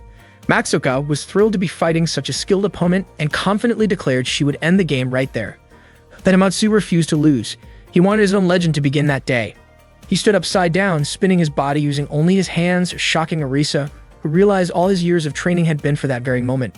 With fierce determination, Tematsu pressed the console buttons rapidly, channeling all his energy into one final burst of focus. In that moment, he managed to defeat Matsukao. The impact was so strong that Matsukao stumbled backward from her seat. The crowd erupted into cheers. Nobody could believe that Tematsu had actually beaten the reigning champion. Orisa was equally stunned and proud of his victory. As the excitement settled, Tematsu suddenly realized his body was burning from exhaustion, and the fact that he wasn't wearing much didn't help. Matsukao noticed and kindly offered him her jacket. She admitted that Tematsu's spirit and determination had truly outshone her that day. They shook hands respectfully. Tematsu reminded Matsuko of her promise to return his younger sister, Niwaka, but Matsuko looked puzzled. She had no idea what he was talking about. Just then, Madame quietly lifted Matsuko's hat, revealing her normal hair and showing that she wasn't one of the Bud ones after all. Tematsu was confused, realizing there must be someone else behind all of this. Suddenly, it became clear the announcer was the real Bud one. Without hesitation, Tematsu struck him with a single powerful blow that sent the announcer flying into the sky. With that, Koga stepped in to officially close the Weiwei Evolution Fight Akihabara event. Tematsu immediately rushed to find Niwaka. Together with his friends, he entered the room where hostages had been kept, only to see Niwaka calmly playing a video game. She admitted she couldn't finish it. Tematsu sighed in relief. She was safe. Madame couldn't believe it. After all the chaos they had gone through, Niwaka was just sitting there gaming like nothing happened. Tematsu smiled and offered to help her finish the game. That day, Tematsu was frustrated because his laptop suddenly showed a blue screen for the 10th time, right after the Winmato's OS updated automatically. He started thinking it might be time to get a new computer. With smartphones getting more popular, PCs have become less appealing among young people. Around that same time, new regulations for Akihabara residents had just been announced. The electronics store MoffMap promised to offer shop-built PCs with surprisingly low prices but high specs. The store owner, Barbara, confidently advertised that MoffMap would become a well-known brand across Japan. After seeing the ad on TV, Tematsu immediately decided to head to MoffMap. He was tempted by the deal but also thought it might be boring to have the same setup as everyone else. Suddenly, Cage showed up and suggested that Tematsu should try building his own PC instead. Cage explained that if Tematsu assembled it himself, it would be one of a kind, something truly personal. Tematsu liked the idea but admitted he had never built one before. Cage was surprised, especially since Tematsu was actually pretty skilled with analog machines. So Cage offered to help him out. They started shopping for parts, picking up a CPU and motherboard first. While browsing, they noticed a man walking into the store looking around for certain components. Once he left, Cage quietly pulled out an item from the pile the man had been looking through. It turned out that the guy was known as Jackal, a so-called parts hunter. He had a habit of going from shop to shop, finding good parts, hiding them under piles, and later buying them from whichever store sold them cheapest. Cage told Tematsu that following Jackal around was a clever way to score quality parts at bargain prices. Tematsu jokingly called it stealing Jackal's finds, but Cage laughed and said that when it comes to building PCs, it's all about survival of the fittest. The fastest builder wins. After buying a few more components, the two of them took a break and enjoyed some fish sandwiches. Tematsu thanked Cage, saying he managed to stay under budget thanks to him. Then they headed home, ready to start assembling the PC. When Tematsu finally turned it on, he realized he had forgotten to buy an operating system. He didn't want to use Winmato's again anyway. Just then, Tatsujin offered him a chance to try out a new OS she was developing called Drive AI Latex. Tematsu agreed and began installing it. After the installation finished, a visual of a girl appeared on the monitor and greeted him. Tematsu was amazed to see that the screen could actually talk. Tatsujin explained that it was a voice navigation feature, meaning the system could respond to spoken commands. Tematsu found it hard to believe. Tatsujin confidently said that her technical knowledge was probably among the best in the world. Unsure what to say to the monitor, Tematsu asked what he should do next. Tatsujin suggested giving the AI a name to make it feel more personal. Tematsu thought for a moment and decided to name the virtual girl Pukao. The computer immediately responded, recognizing the name. He then introduced himself, and Pukao identified him as her administrator. Overjoyed, Tematsu began chatting with her non-stop about all sorts of things. Meanwhile, Matome, Niwaka, and Arisa were enjoying a meal together. Niwaka mentioned that Tematsu seemed completely absorbed in talking with Pukao. Arisa laughed and said Tematsu kept asking the computer unnecessary questions, as if he couldn't stop talking to her. Matome shook her head, calling Tematsu foolish for wasting his time with the machine. Arisa teasingly asked if Matome might actually be jealous. Matome denied it, saying she was just frustrated because Akihabara was in danger, yet Tematsu was spending his time chatting instead of helping. She told Tematsu to get back on patrol, but he hesitated, wanting to spend a little more time with Pukao. Matome's face grew stern, and Tematsu finally agreed to go. Before leaving, he said goodbye to Pukao, wishing he could bring her along. As they walked past the shops in Akihabara, Tematsu noticed Pukao's face displayed on the monitor inside a PC store. Matome urged him to keep moving. After finishing their patrol, they returned to their base, and Tematsu quickly called out to Pukao again. He was stunned when he saw that Pukao could now move on her own. Matome had helped upgrade her. Pukao could walk and even follow Tematsu outside. He was thrilled. Tatsujin explained that Pyukao could do more than just walk. She had extendable arms for performing simple tasks and could record Thematsu's daily activities for convenience. Plus, she had a powerful battery that allowed her to operate for long periods of time.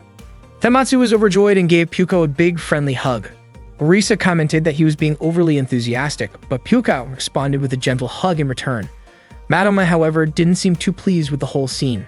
The next day, Madame planned to invite Thematsu to go on patrol with her, but when she arrived at their base, Thematsu was nowhere to be found. Orisa told her that Thematsu had already left to patrol with Pyukao. Madame was surprised to hear that. Meanwhile, Thematsu was taking Pyukao to Mansubashi Bridge, then to a vehicle museum, and later to an anime store. He said that the store was a very special place to him since many of his youthful dreams were connected to it. Thematsu invited Pyukao to come inside, but he was shocked to see that the shop displayed a lot of adult comics. Realizing that Pyukao was too young to be in such a place, he quickly let her out instead. After that, Thematsu took Pyukao for a walk around Akihabara. The two of them drew quite a bit of attention since he was walking around with a computer by his side. When they started to get tired, Thematsu brought Pyukao to a cafe. He ordered a drink and asked to borrow a power outlet so he could charge Pyukao's battery. While he was enjoying his drink, people in the cafe couldn't help but stare at Pyukao. Feeling all the glances coming her way, Pyukao became a bit shy. Thematsu thought it was only natural since Pyukao was such a cute computer. Pyukao even blushed a little, almost like a person would when being complimented. Across the street, Orisa and Matome were at another cafe. From the window, Matome looked rather irritated as she watched Thematsu with Pyukao. Orisa asked why they didn't just patrol together with Thematsu, but Matome said it would be more efficient if they split up. Soon after, she urged Orisa to continue their patrol. That night, before Pyukao powered down, she realized just how much Akihabara meant to Thematsu. The following day, Thematsu played games with her, but Pyukao won 108 times in a row. Thematsu began joking that maybe the age of humans being in control was coming to an end. Matome, however, couldn't understand why Thematsu was acting so strangely. Suddenly, Orisa came in to report that something was happening in Akihabara. Robots were attacking the district, and the one responsible was a model known as PC Momomo. Tatsujin immediately asked Pyukao to connect to Klama's TV for more information. The news showed that a PC from Mothmat had somehow transformed into a robot and was causing chaos. There was even footage of the moment it happened. Rumors spread that a virus might have activated a hidden feature inside the Mothmat PCs, though nothing had been confirmed yet. Matome quickly instructed Orisa and Thematsu to visit the store that sold those PCs. They rushed to Mothmat, but the shop was closed. Matome asked Orisa to try breaking the door open, but Orisa couldn't do it. The door was far too strong. Pyukao then offered to unlock it herself. After analyzing the door's locking system, she managed to hack it and open it successfully. As soon as they entered, Barbara suddenly appeared and accused them of being intruders. Thematsu and the others found her behavior oddly exaggerated, almost as if she was trying too hard to act cute. Barbara admitted that she wasn't acting that way by choice and then revealed her true appearance. She confessed that she had been secretly controlling Akihabara using robots disguised as cheap personal computers. Since Thematsu and his friends had uncovered the truth, Barbara declared she couldn't let them go and ordered her forces to attack. Thematsu quickly told Pyukao to stay hidden. The Bud One's forces were defeated rather easily by Thematsu and the others, which made Barbara furious. She went on the attack herself, but Thematsu countered swiftly, managing to tear off her outer disguise. Without it, Barbara transformed into a much larger form. Before disappearing, she pressed a button and mentioned something about a curse of the sheep. When she vanished, only her horns were left behind. None of them understood what that meant. Moments later, Pyukao received new orders from Tatsujin. Tatsujin informed them that multiple robots were gathering on Chuodori, and they needed to check it out right away. Thematsu and the others hurried there. At Chuodori, people were shocked to see computers floating in the air. There were so many of them, and they began combining their components together. The floating machines merged into one enormous PC-shaped robot that looked identical to a regular desktop computer, only massive in size. Inside the robot's monitor, Barbara's image appeared once again. She stated that if everyone could see her on that screen, it meant she was no longer alive. Since her dream of ruling Akihabara had fallen apart, she planned to destroy the district using the giant Mothmat robot. The massive robot attacked Thematsu and his group. Its power was overwhelming, but they managed to dodge its heavy blows. Orisa felt they had no choice but to fight back. She leaped into the air, spun around, and kicked the robot, but released several cables that wrapped tightly around her. The robot slammed her to the ground repeatedly, leaving her bruised and exhausted. The cables held her so firmly that she couldn't break free, and she was thrown aside. Madama then jumped forward, preparing to strike the robot, but suddenly, dozens of spinning discs flew toward her, slicing through her outfit and forcing her to defend herself. As she aimed for the monitor, it flashed a blinding light, and the robot fired a barrage of keyboard keys like projectiles. Madama was overwhelmed and ultimately crushed beneath the massive PC robot's weight. Tematsu was completely terrified when he noticed the power cable connecting the MOFMAP PC robot to the outlet. The MOFMAP robot started attacking him, but he managed to dodge and quickly ran toward the cord. Without wasting any time, he unplugged it, and moments later, the monitor went dark.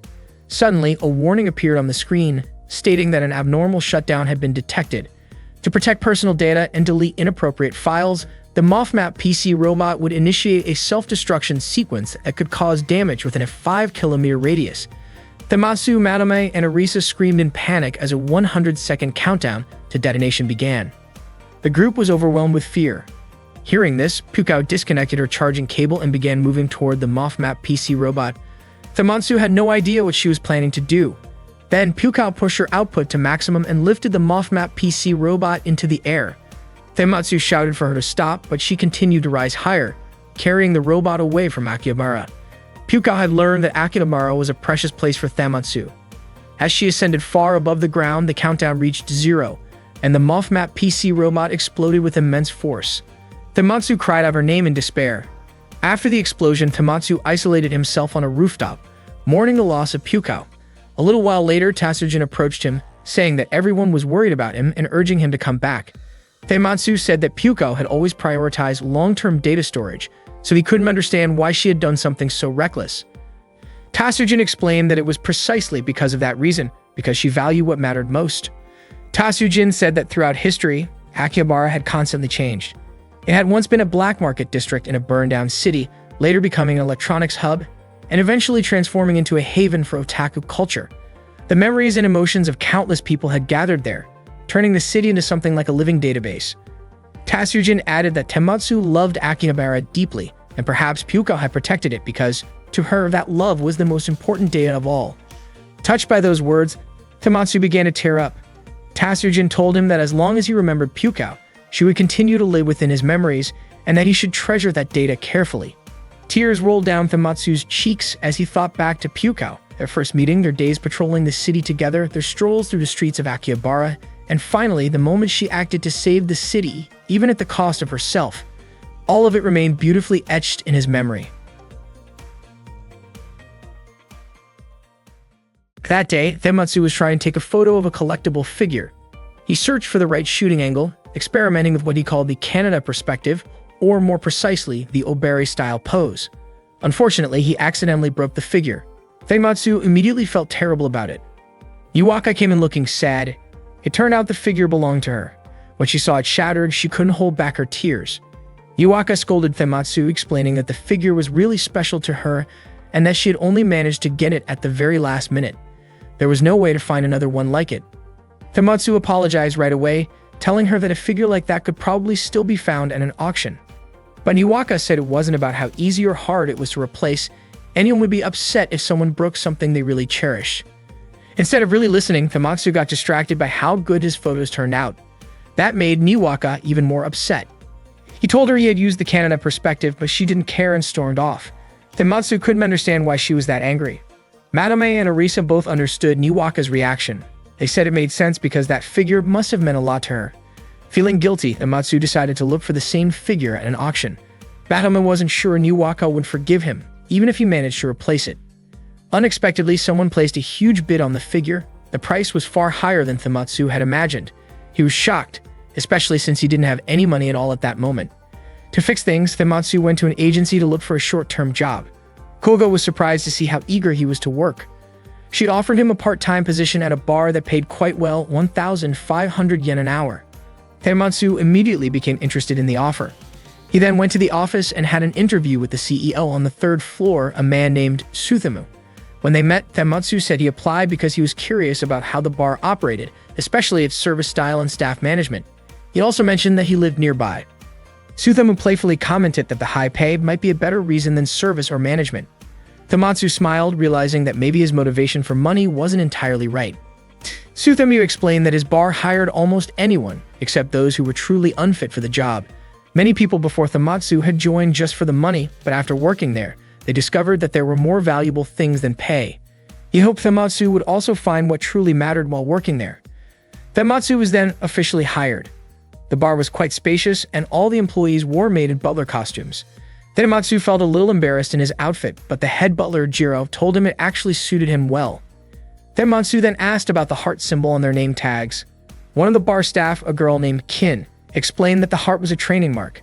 Everyone started with 1 heart to show appreciation for joining. Those who earned 3 hearts have proven they could connect not only with themselves but also with their coworkers and customers. Thamatsu finally understood, and Kin encouraged him to catch up to them soon. Shortly after, Jiro called everyone to gather and instructed them to recite the 5 service phrases together. Welcome, we're sorry, please wait a moment, thank you for waiting, and have a safe trip home. All the staff repeated after Jiro. Thamatsu was caught off guard since he didn't know about this routine. Jiro told him to speak louder, otherwise customers wouldn't hear him. Thamatsu apologized, saying it was his first time. Sutham told Jiro not to worry, assuring him that Thamatsu would get used to it eventually. Thamatsu then noticed that many of the staff looked nervous for some reason. Suddenly, Suthamu shouted out their goal for the day. All the staff eagerly raised their hands, hoping to be chosen. To Thamatsu's surprise, Kin even knelt down, sincerely asking to be picked. In the end, Suthamu assigned the task to her, and she gratefully accepted it. Thamatsu was completely confused about what was going on. When they arrived back at the headquarters, Madame asked why Thamatsu came home so late and whether he had found a new job. Thamatsu explained that he had started working at an izakaya, a Japanese-style bar, but it seemed like he had made the wrong choice. Madame reminded him that his job shouldn't interfere with their patrol duties.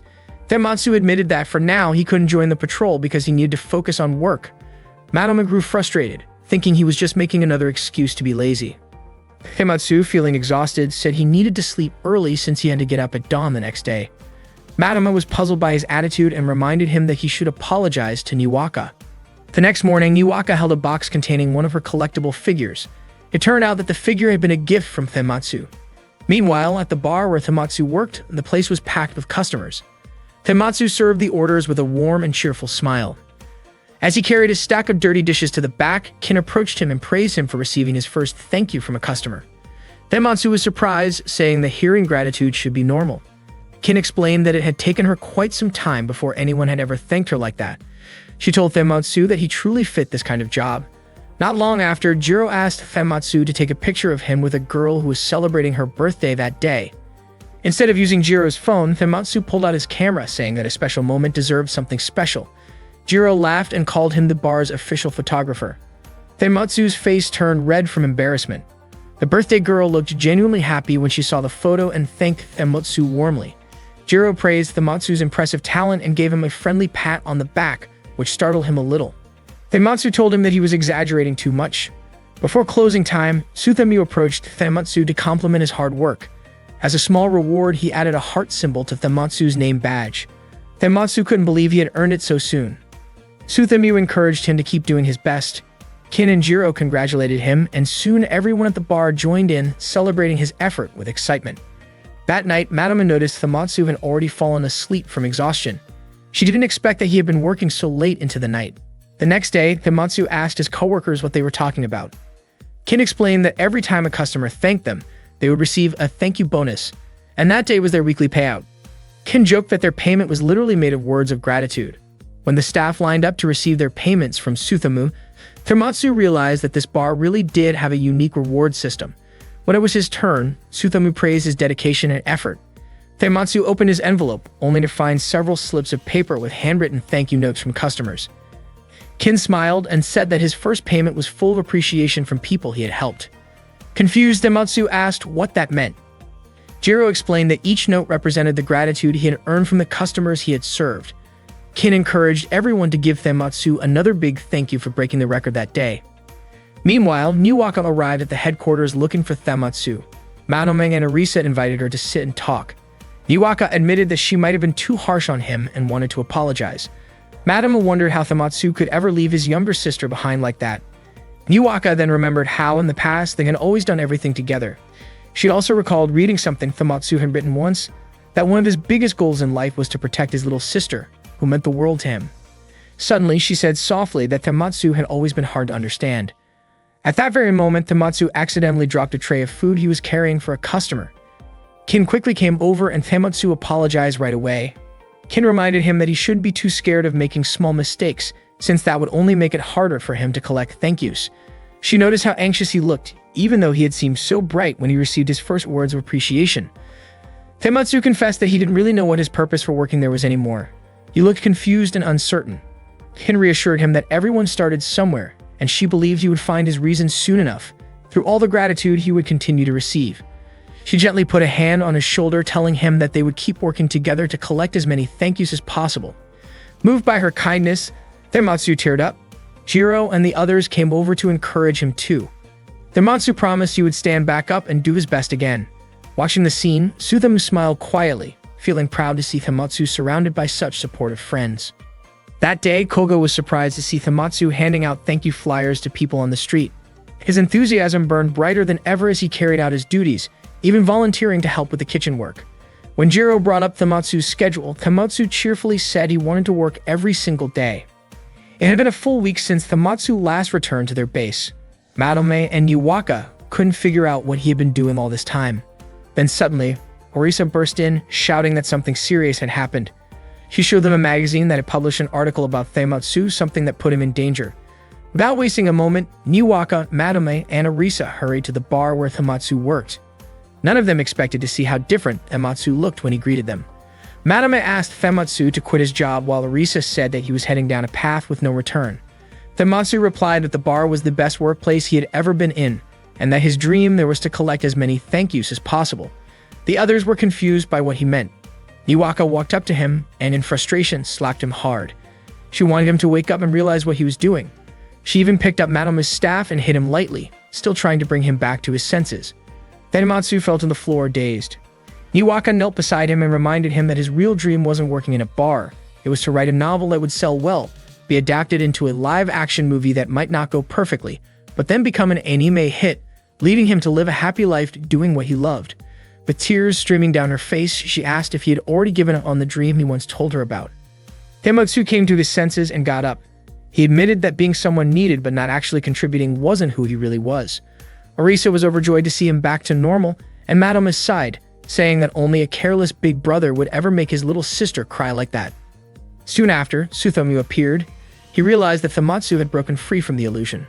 Tematsu, now angry, accused Suthamu of being inhuman for running a workplace like that.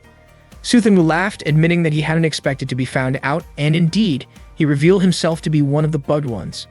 Suthamu's plan was to reduce labor costs, offer cheap food, and take control of Akihabara through manipulation. Since Tematsu and his friends had discovered the truth, Suthamu decided he couldn't let them go. He ordered his part-time worker army to attack. Madame stepped forward ready to fight and with lightning speed managed to disarm them all. But nothing happened. Tematsu realized why. Those workers were just regular people whose minds had been brainwashed, so trying to strip away their disguises didn't work. The part-time workers then moved to attack Matome, but Orisa quickly jumped in and dealt with them effortlessly. Tematsu also managed to take down Kin and Jiro. However, in the middle of the chaos, Suthamu grabbed Niwaka and took her hostage. He used a device that linked his outfit to hers, meaning that if Tematsu and the others attacked him, Niwaka would be affected too. Not long after, a full squad of Bud Ones began their assault. They overpowered Orisa and Matome, tearing at their clothes in an attempt to weaken them. Tematsu was also overwhelmed. When he heard Niwaka's desperate cry for help, he gathered every bit of strength he had left and rushed toward her.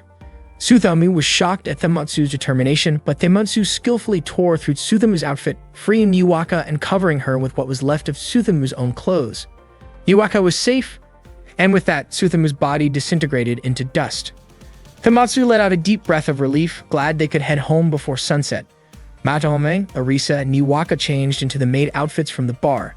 Niwaka apologized to Tematsu for the harsh words she'd said earlier, and Tematsu also apologized for breaking something precious of hers. As a gesture of apology, he handed her a small collectible figure. Deeply moved, Niwaka hugged her brother tightly, saying that the figure he gave her had become something truly precious, and that she would take good care of it. She thanked him with a smile, but the moment Tematsu heard the words, "Thank you," he froze. Traumatized from his recent experiences, he suddenly ran off, shouting for Niwaka not to say those words again. One day, Tematsu went out with Orisa, Madame, and Niwaka to buy a rice cooker. Taimatsu said he was happy because his parents had sent him ingredients like rice, but he hadn't realized that the place they were staying in didn't actually have a rice cooker. Orisa guessed that Madama probably never cooked at all, especially since Taimatsu also knew that Madama ate 5 times more than everyone else. Madama admitted that she was indeed an expert when it came to eating, but she also blamed Taimatsu for never cooking. Taimatsu replied that just because he didn't cook didn't mean he couldn't. Suddenly, Iwaka shouted and told Taimatsu never to cook again. Orisa was convinced that there must be something about Taimatsu's cooking that would make him unnecessarily wasteful. Iwaka explained that once when Taimatsu tried to make curry, he chose his ingredients carefully, mixed his own spices, and then boiled the soup for 3 days and 3 nights. He even separated every grain of rice one by one, which made the whole process take about a week. Orisa then mentioned that she was actually very skilled at making curry. As they continued walking, they passed by a store where a crowd had gathered. They noticed a man walking by with a large stack of boxes balanced on his head. Both Madama and Taimatsu were surprised that someone could carry such a heavy load that way.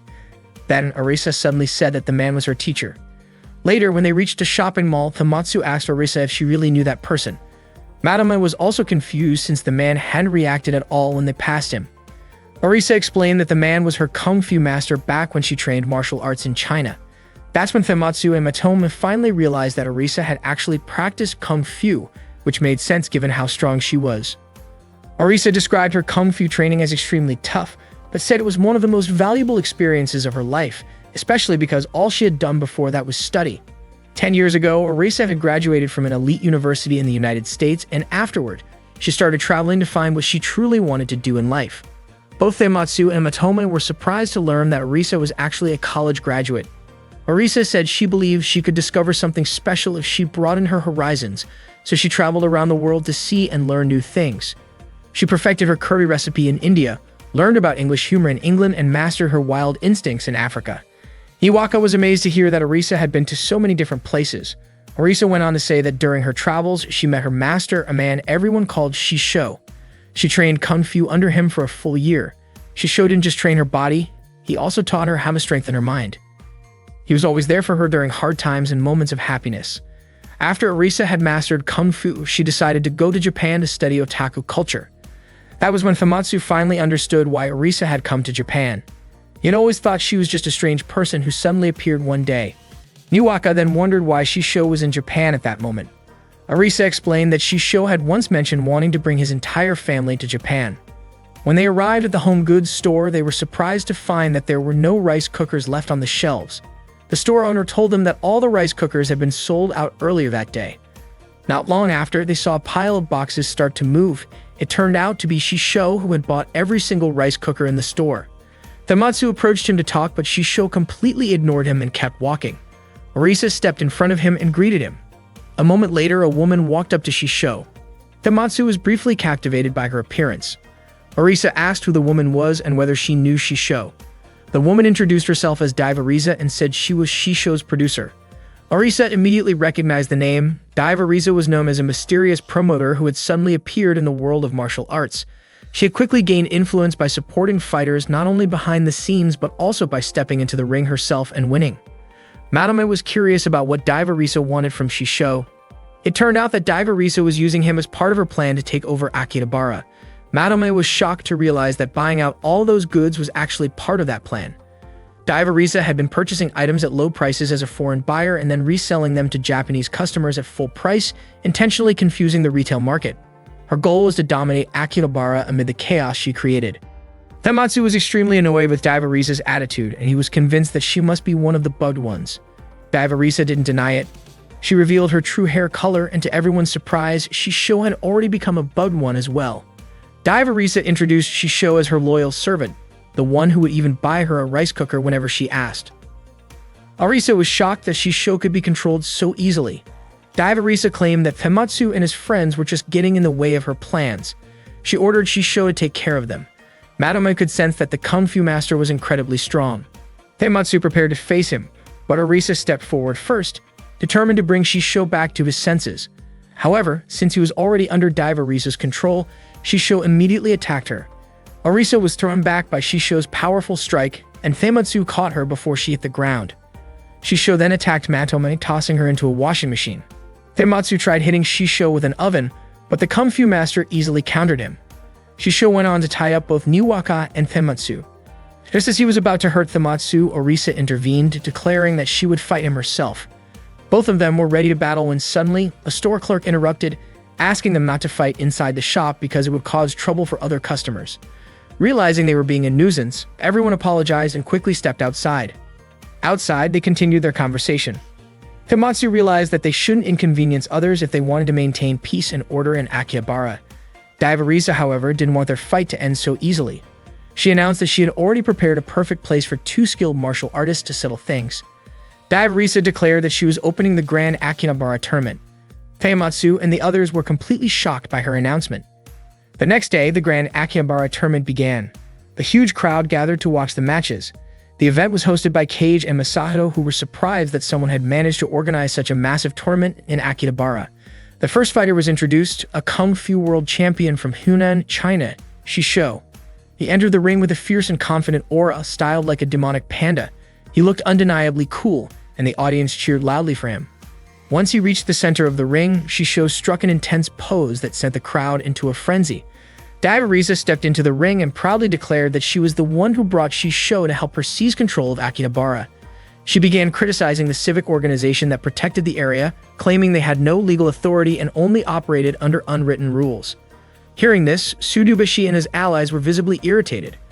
Orisa was confident that Shisho would win and humiliate the civic organization in front of everyone. Not long after, Orisa appeared as Shisho's opponent.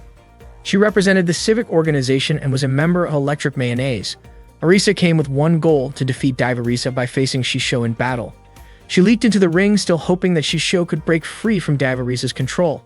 The crowd soon realized that Orisa was actually Shisho's student, turning the match into a teacher versus student showdown. It was a no-rules fight, and since no one knew what Orisa might be planning behind the scenes, Orisa had to stay alert at all times.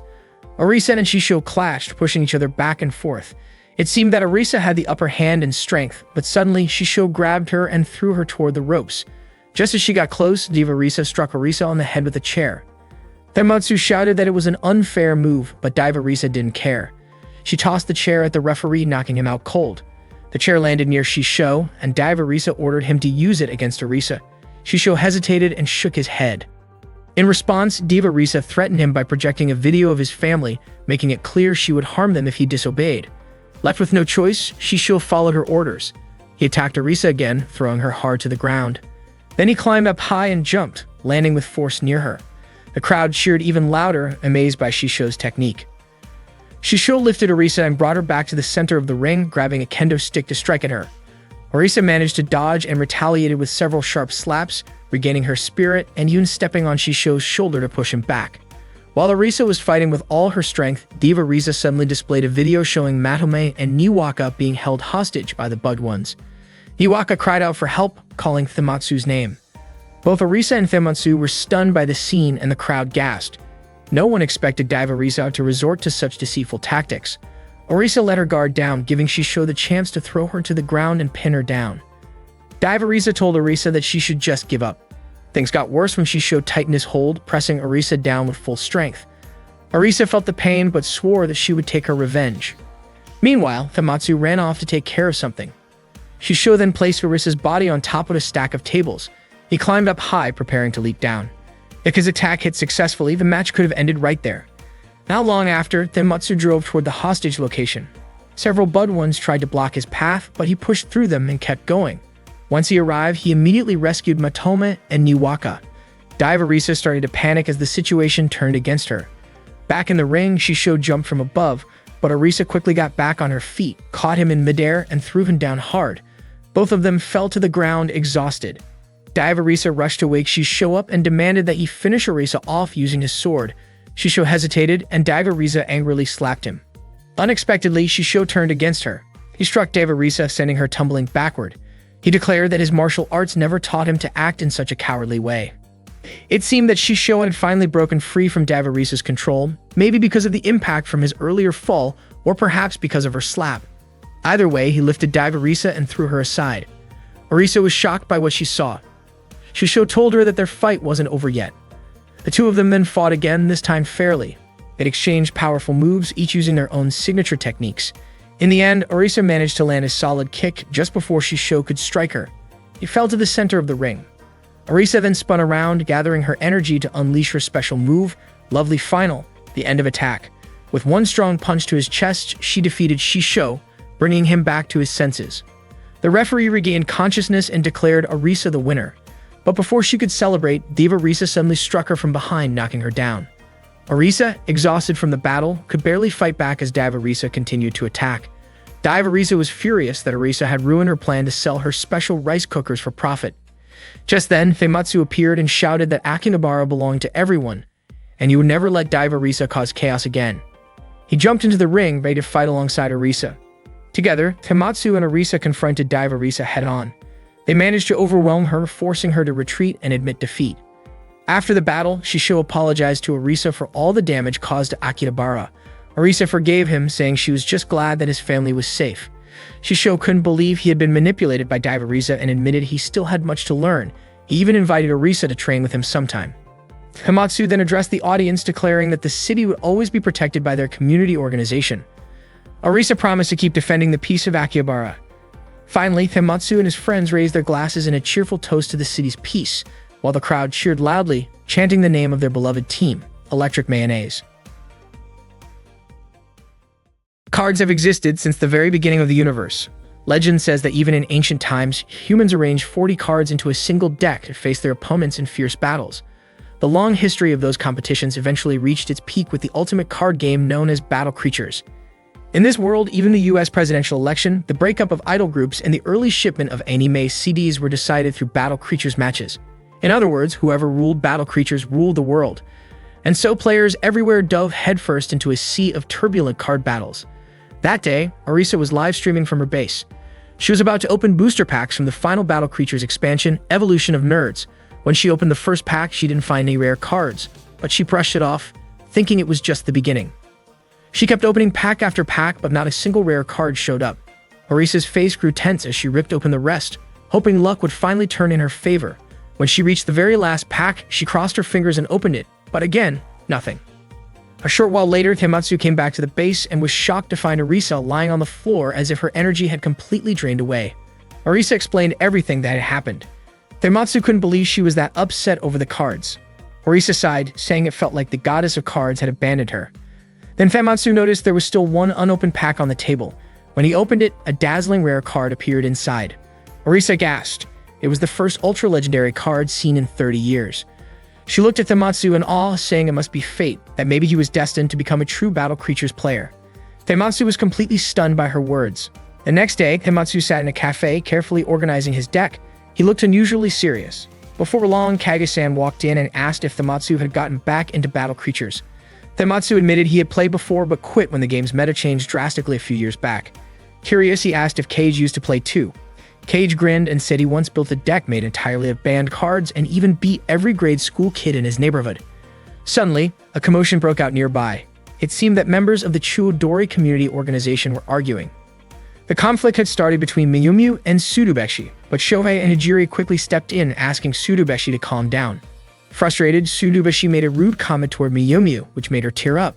Seeing that, Shohei told Tsurubeshi he went too far and demanded he apologize.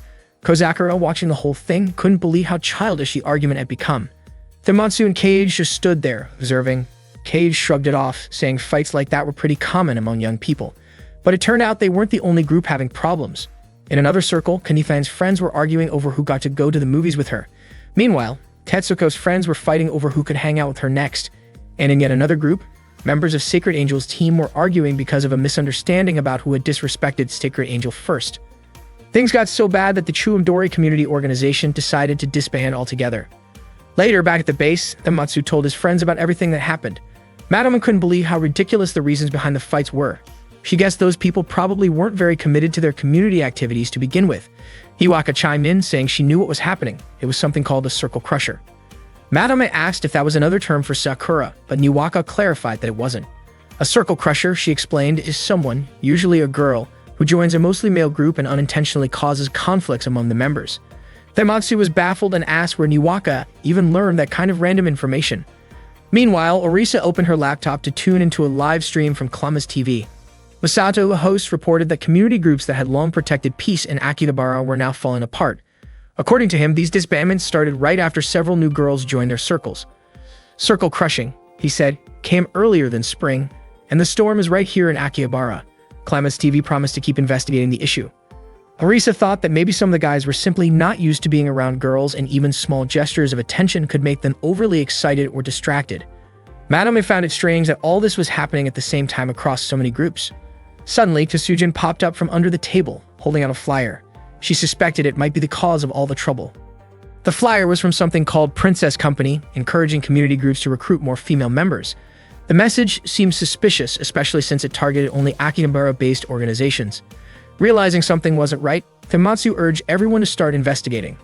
Himatsu, Arisa, and Matoma hurried to the location of Princess Company, only to realize that the building used to be the same bar where Himatsu once worked. When they entered, they were greeted warmly by a group of cheerful girls. Mayumi asked what kind of princess Himatsu was looking for, but Madame immediately said she wanted nothing to do with such a ridiculous business. Arisa jokingly remarked that their little circle was basically a harem, since Himatsu was the only guy among them. Not long after, the director of Princess Company appeared. His name was Iketeru. Himatsu immediately suspected that Iketeru might be one of the bud ones because of his odd hairstyle. But instead of being cautious, Arisa commented that Iketeru was actually quite handsome, and she even added that he made 30 million yen a year. Himatsu disagreed, saying a man's worth shouldn't be measured by his annual income, but by how much of it he's willing to spend on his hobbies. Madame was confused and a little frustrated that her friends were saying such foolish things. She was convinced that Iketeru was indeed a bud one. Iketeru was surprised they had already figured him out. He admitted that he had been using his team of girls to quietly eliminate troublemakers around Akihabara. He hadn't expected Himatsu and his friends to uncover his true identity so easily. Arisa warned that whenever something looked too perfect, there was always a hidden trap behind it. Realizing he'd been exposed, Iketeru ordered his group of girls to attack. However, Himatsu and his friends managed to disarm them swiftly without causing harm. Iketeru laughed, admitting that Electric Mayonnaise really had defeated many bud ones before. No wonder his team couldn't stop them. He then announced that it was time to show them his true power. Madame darted forward gracefully to attack, but to everyone's shock, Iketeru managed to block her staff and damage her outfit, slightly using nothing but a card. Embarrassed, Madame quickly tried to cover herself. Iketeru remarked that Electric Mayonnaise wasn't suited for close combat and that such messy fights lacked elegance. Instead, he proposed that they settle things through a card battle. Surprisingly, Himatsu seemed genuinely interested and accepted the challenge with enthusiasm. The next day, the battle creatures duel began. Iketeru explained that they would play under the animated rules, starting with 2,000 life points each. Himatsu agreed, saying that if they played with 4,000 points, the match might go on for 2 weeks straight. Himatsu asked to go first and said he would draw, but Iketeru reminded him that under the current rules, the first player wasn't allowed to draw a card. So Himatsu placed down Happy Nerd and equipped it with Log Glow Stick, which increased its attack power by 300 points, bringing it up to 400 total. Iketeru smirked, saying that Himatsu's Pure Boy deck was no match for his Promenade deck. Himatsu disagreed, pointing out that they hadn't even started yet. Iketeru drew his card and summoned Bright Eyes, a handsome male creature with 2,500 attack points. When Bright Eyes was summoned, it allowed him to call forth as many girls as he wanted from his deck. Himatsu immediately realized that Iketeru was indeed a top-tier player. Himatsu hesitated, trying to decide his next move.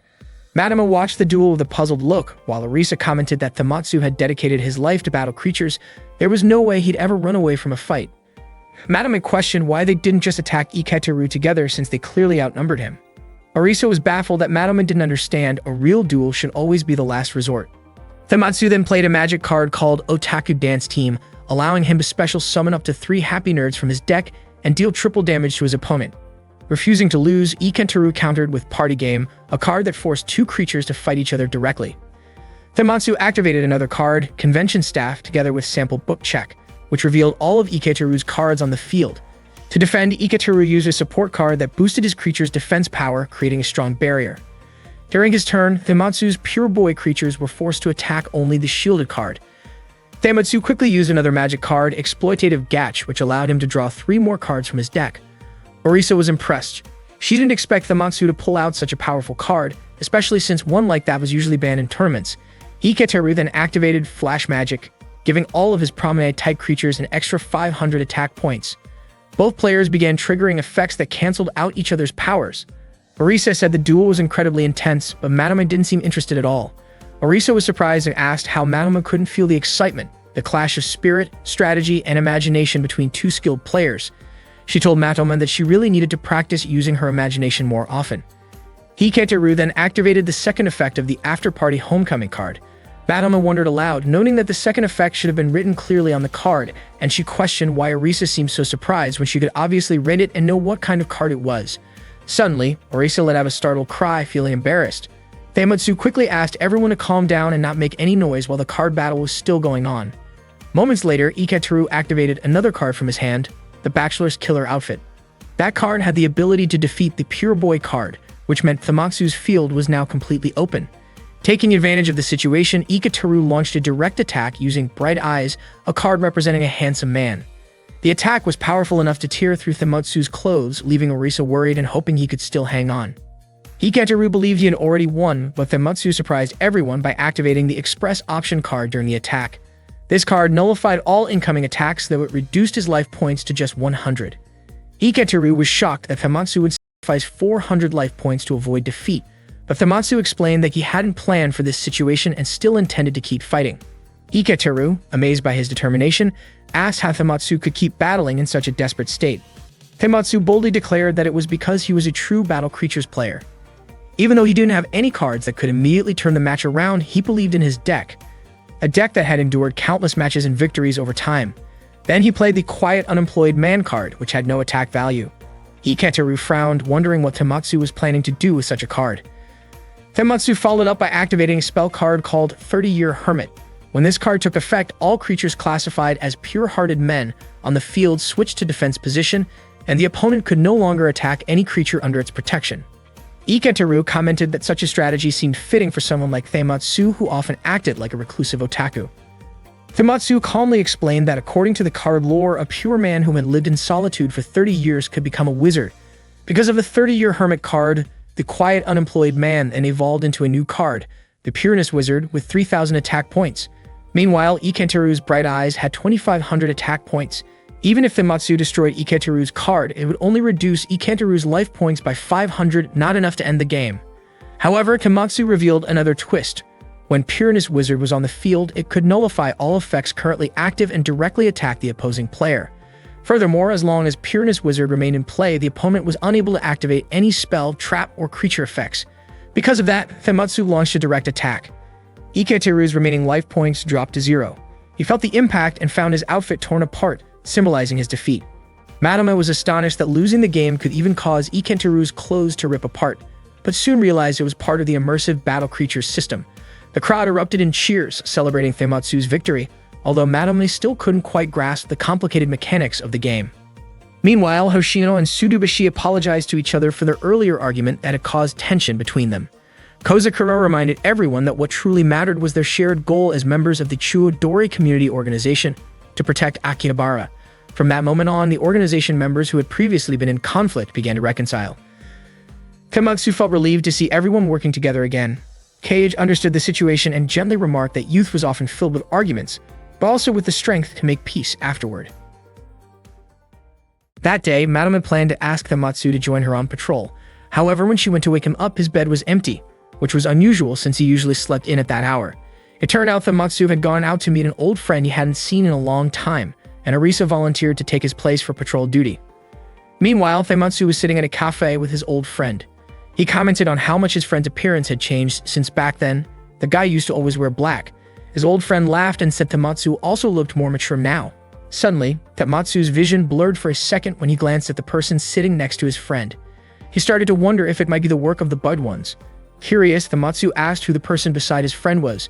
His friend explained that she was his girlfriend, someone he met at work, and her name was Ubuum. Famitsu was shocked. He couldn't believe his old friend actually had a girlfriend. On his way back to their base, Famitsu still couldn't get over it. His old friend had always been even more antisocial than he was, so how did he manage to get a girlfriend? Maybe Famitsu thought his friend had turned over a new leaf when he started college. Orisa, Niwaka, and Madama were puzzled to see Famitsu acting so downcast, especially since earlier he had been so excited to meet his friend. Niwaka wondered what could have happened, but Madama guessed it was probably something silly like always.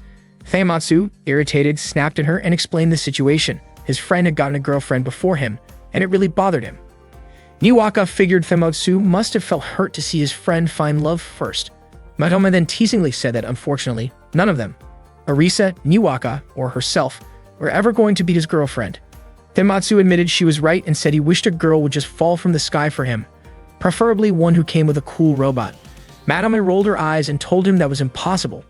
She asked him to join her on patrol, but Tematsu refused, saying he wouldn't go on patrol again until he had a girlfriend.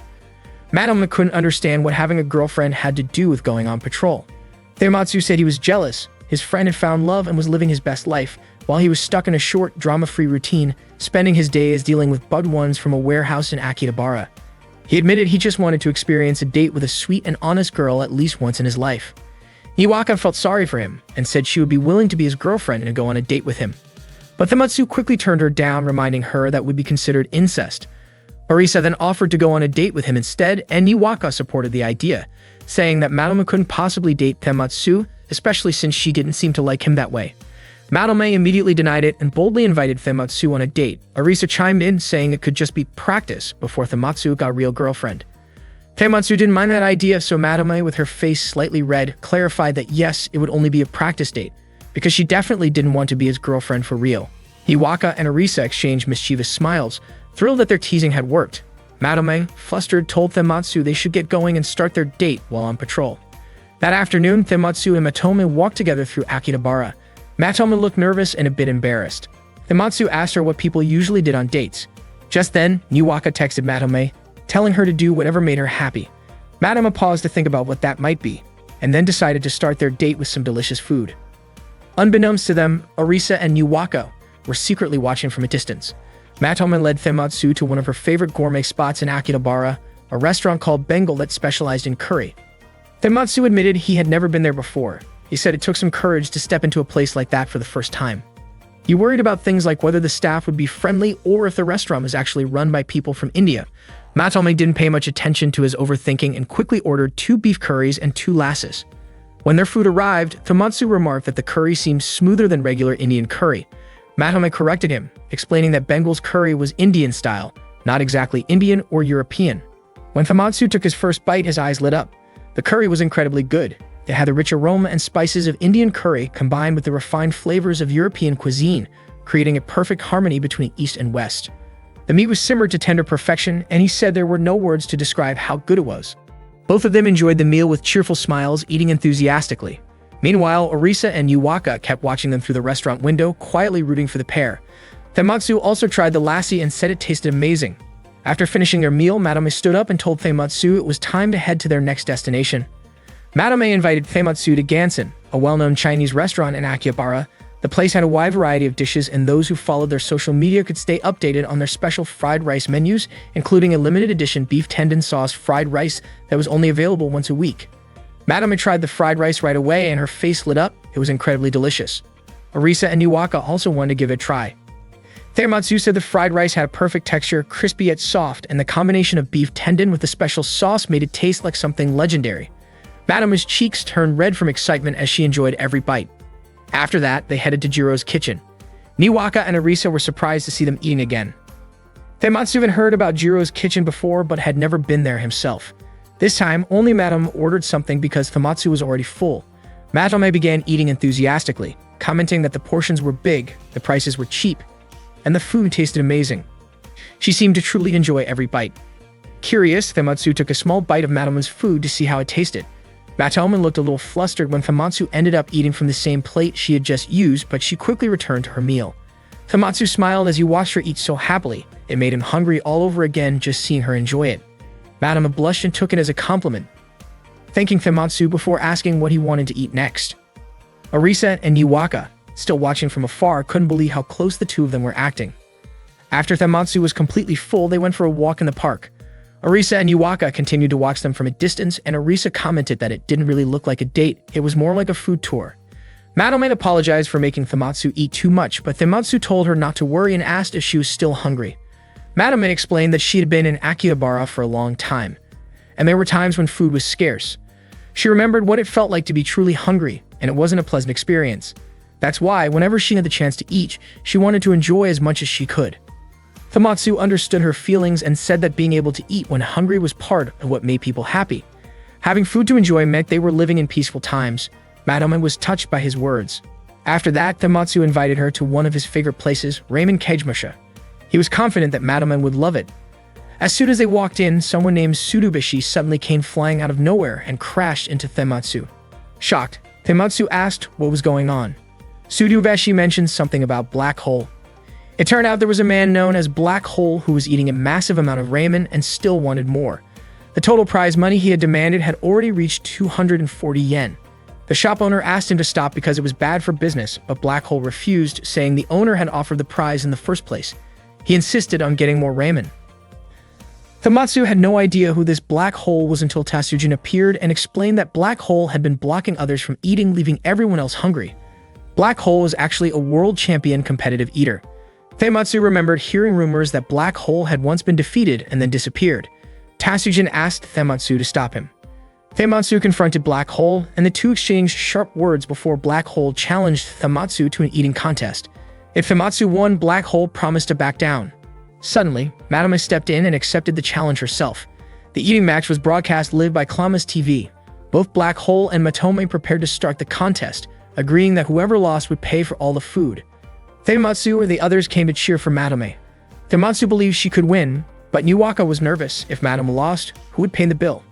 Black Hole asked if Madame really thought she could beat someone like him, but Madame confidently said yes. She believed Black Hole didn't appreciate the food he was eating, and someone like that didn't deserve to take more than his share. Masato acted as the event host, and the match began. Both Madame and Black Hole dug into their ramen with impressive energy. Tematsu and the others shouted encouragements as Madame kept eating. No matter how many bowls were placed in front of her, she seemed determined to finish them all. The audience was amazed by how gracefully Madame ate. She and Black Hole both emptied their bowls and reached for the next ones. Tematsu couldn't believe how fast they were going. The crowd's cheers grew louder with every bowl. By the 10th round, both Madame and Black Hole were still going strong. The competition was intense. They were evenly matched. Madame started thinking that it was time to find a way to win the contest once and for all. Madame tossed the noodles into the air, leaving everyone watching completely stunned. She then caught them gracefully with her chopsticks in her left hand and took a bite. The crowd was sure she did that to cool down the noodles since it was faster than blowing on them. The audience cheered as Madame showed incredible skill and agility, flipping the noodles with lightning speed. Meanwhile, Black Hole started falling behind. Realizing he was losing, he asked for some water. To everyone's shock, he poured it straight into his ramen bowl to cool it down. The crowd gasped at what they saw as a food crime. Madame scolded him for disrespecting the ramen's creator, but Black Hole didn't care. He was willing to do anything to win. Tematsu called him a warrior who had fallen to the dark side of eating. Masato commented that Black Hole's eating style looked like something out of a skyscraper-level food challenge in Akihabara. Black Hole quickly regained his pace and took the lead again, which made Madame nervous. Tematsu knew they couldn't let that happen, especially since Tatsujin had no intention of paying for all that food. He whispered something to Tatsujin and borrowed one of her gadgets. Using it, he handed Matome an ice cube made with Tatsujin's device. Madame dropped the ice cube into her ramen to cool it down. Black Hole laughed, saying Matome had finally joined the dark side of competitive eating. But when the audience saw the frozen ice cube sitting perfectly in Madame's bowl, they realized she hadn't lost her integrity. She was still eating the right way. The crowd cheered her on as she started to take the lead again. Black Hole tried to catch up, but his luck ran out. He had drunk too much water, and the noodles in his stomach expanded, making it impossible for him to continue. With only 1 minute left on the clock, Madame asked for one more bowl while Black Hole was completely done. Matoma herself was already full, but she forced herself to take one last bite just as time ran out. When the match ended, Black Hole had eaten 30 bowls of ramen, but Madame won by a single bite. The crowd erupted in cheers. Black Hole couldn't believe he'd lost to a small girl. Madame approached him and told him she wouldn't make him pay for all the ramen, but she asked him to promise that he would never eat recklessly again. She wanted him to truly enjoy the flavor of food instead of treating it like a battle. However, Black Hole refused loudly, declaring that he wouldn't let this loss stop his plan to conquer Akihabara through hunger. It turned out that Black Hole was one of the bugged ones. He announced that he would devour everything in Akihabara to fulfill a promise he'd made to Matronica. Suddenly, he opened his mouth wide and started pulling everything nearby toward him, the tables, the food, and even people's clothes. Matoma almost got sucked in too. Tematsu quickly came up with a plan to stop him. He told Matome to jump toward Black Hole when he gave the signal. Then he threw the ice-making gadget, and in an instant, Black Hole's body froze solid. Matome dashed forward, grabbed his clothes, and pulled with all her strength. Black Hole was defeated and transformed back into ramen. Later that evening, Tematsu walked home with his friends. He thought the day's date had been pretty amazing. Matome apologized, saying their practice date hadn't gone smoothly, but Tematsu thought it was awesome. They'd managed to have fun and save Akihabara at the same time. Matome blushed, and soon her stomach growled, surprising everyone that she was hungry again. She said she wanted dessert and invited everyone to the convenience store for ice cream. But suddenly, Tematsu took her hand and led her toward a candy shop instead. He admitted he'd always wanted to go there but never had the courage to go alone. Madame, flustered, asked if he was really sure about going with her. Without hesitation, Tematsu smiled and pulled her along. Orisa and Yuaka were delighted to see them like that, and Madame couldn't hide her happiness as she walked hand in hand with Tematsu. Meanwhile, a mysterious girl was quietly watching them from a distance.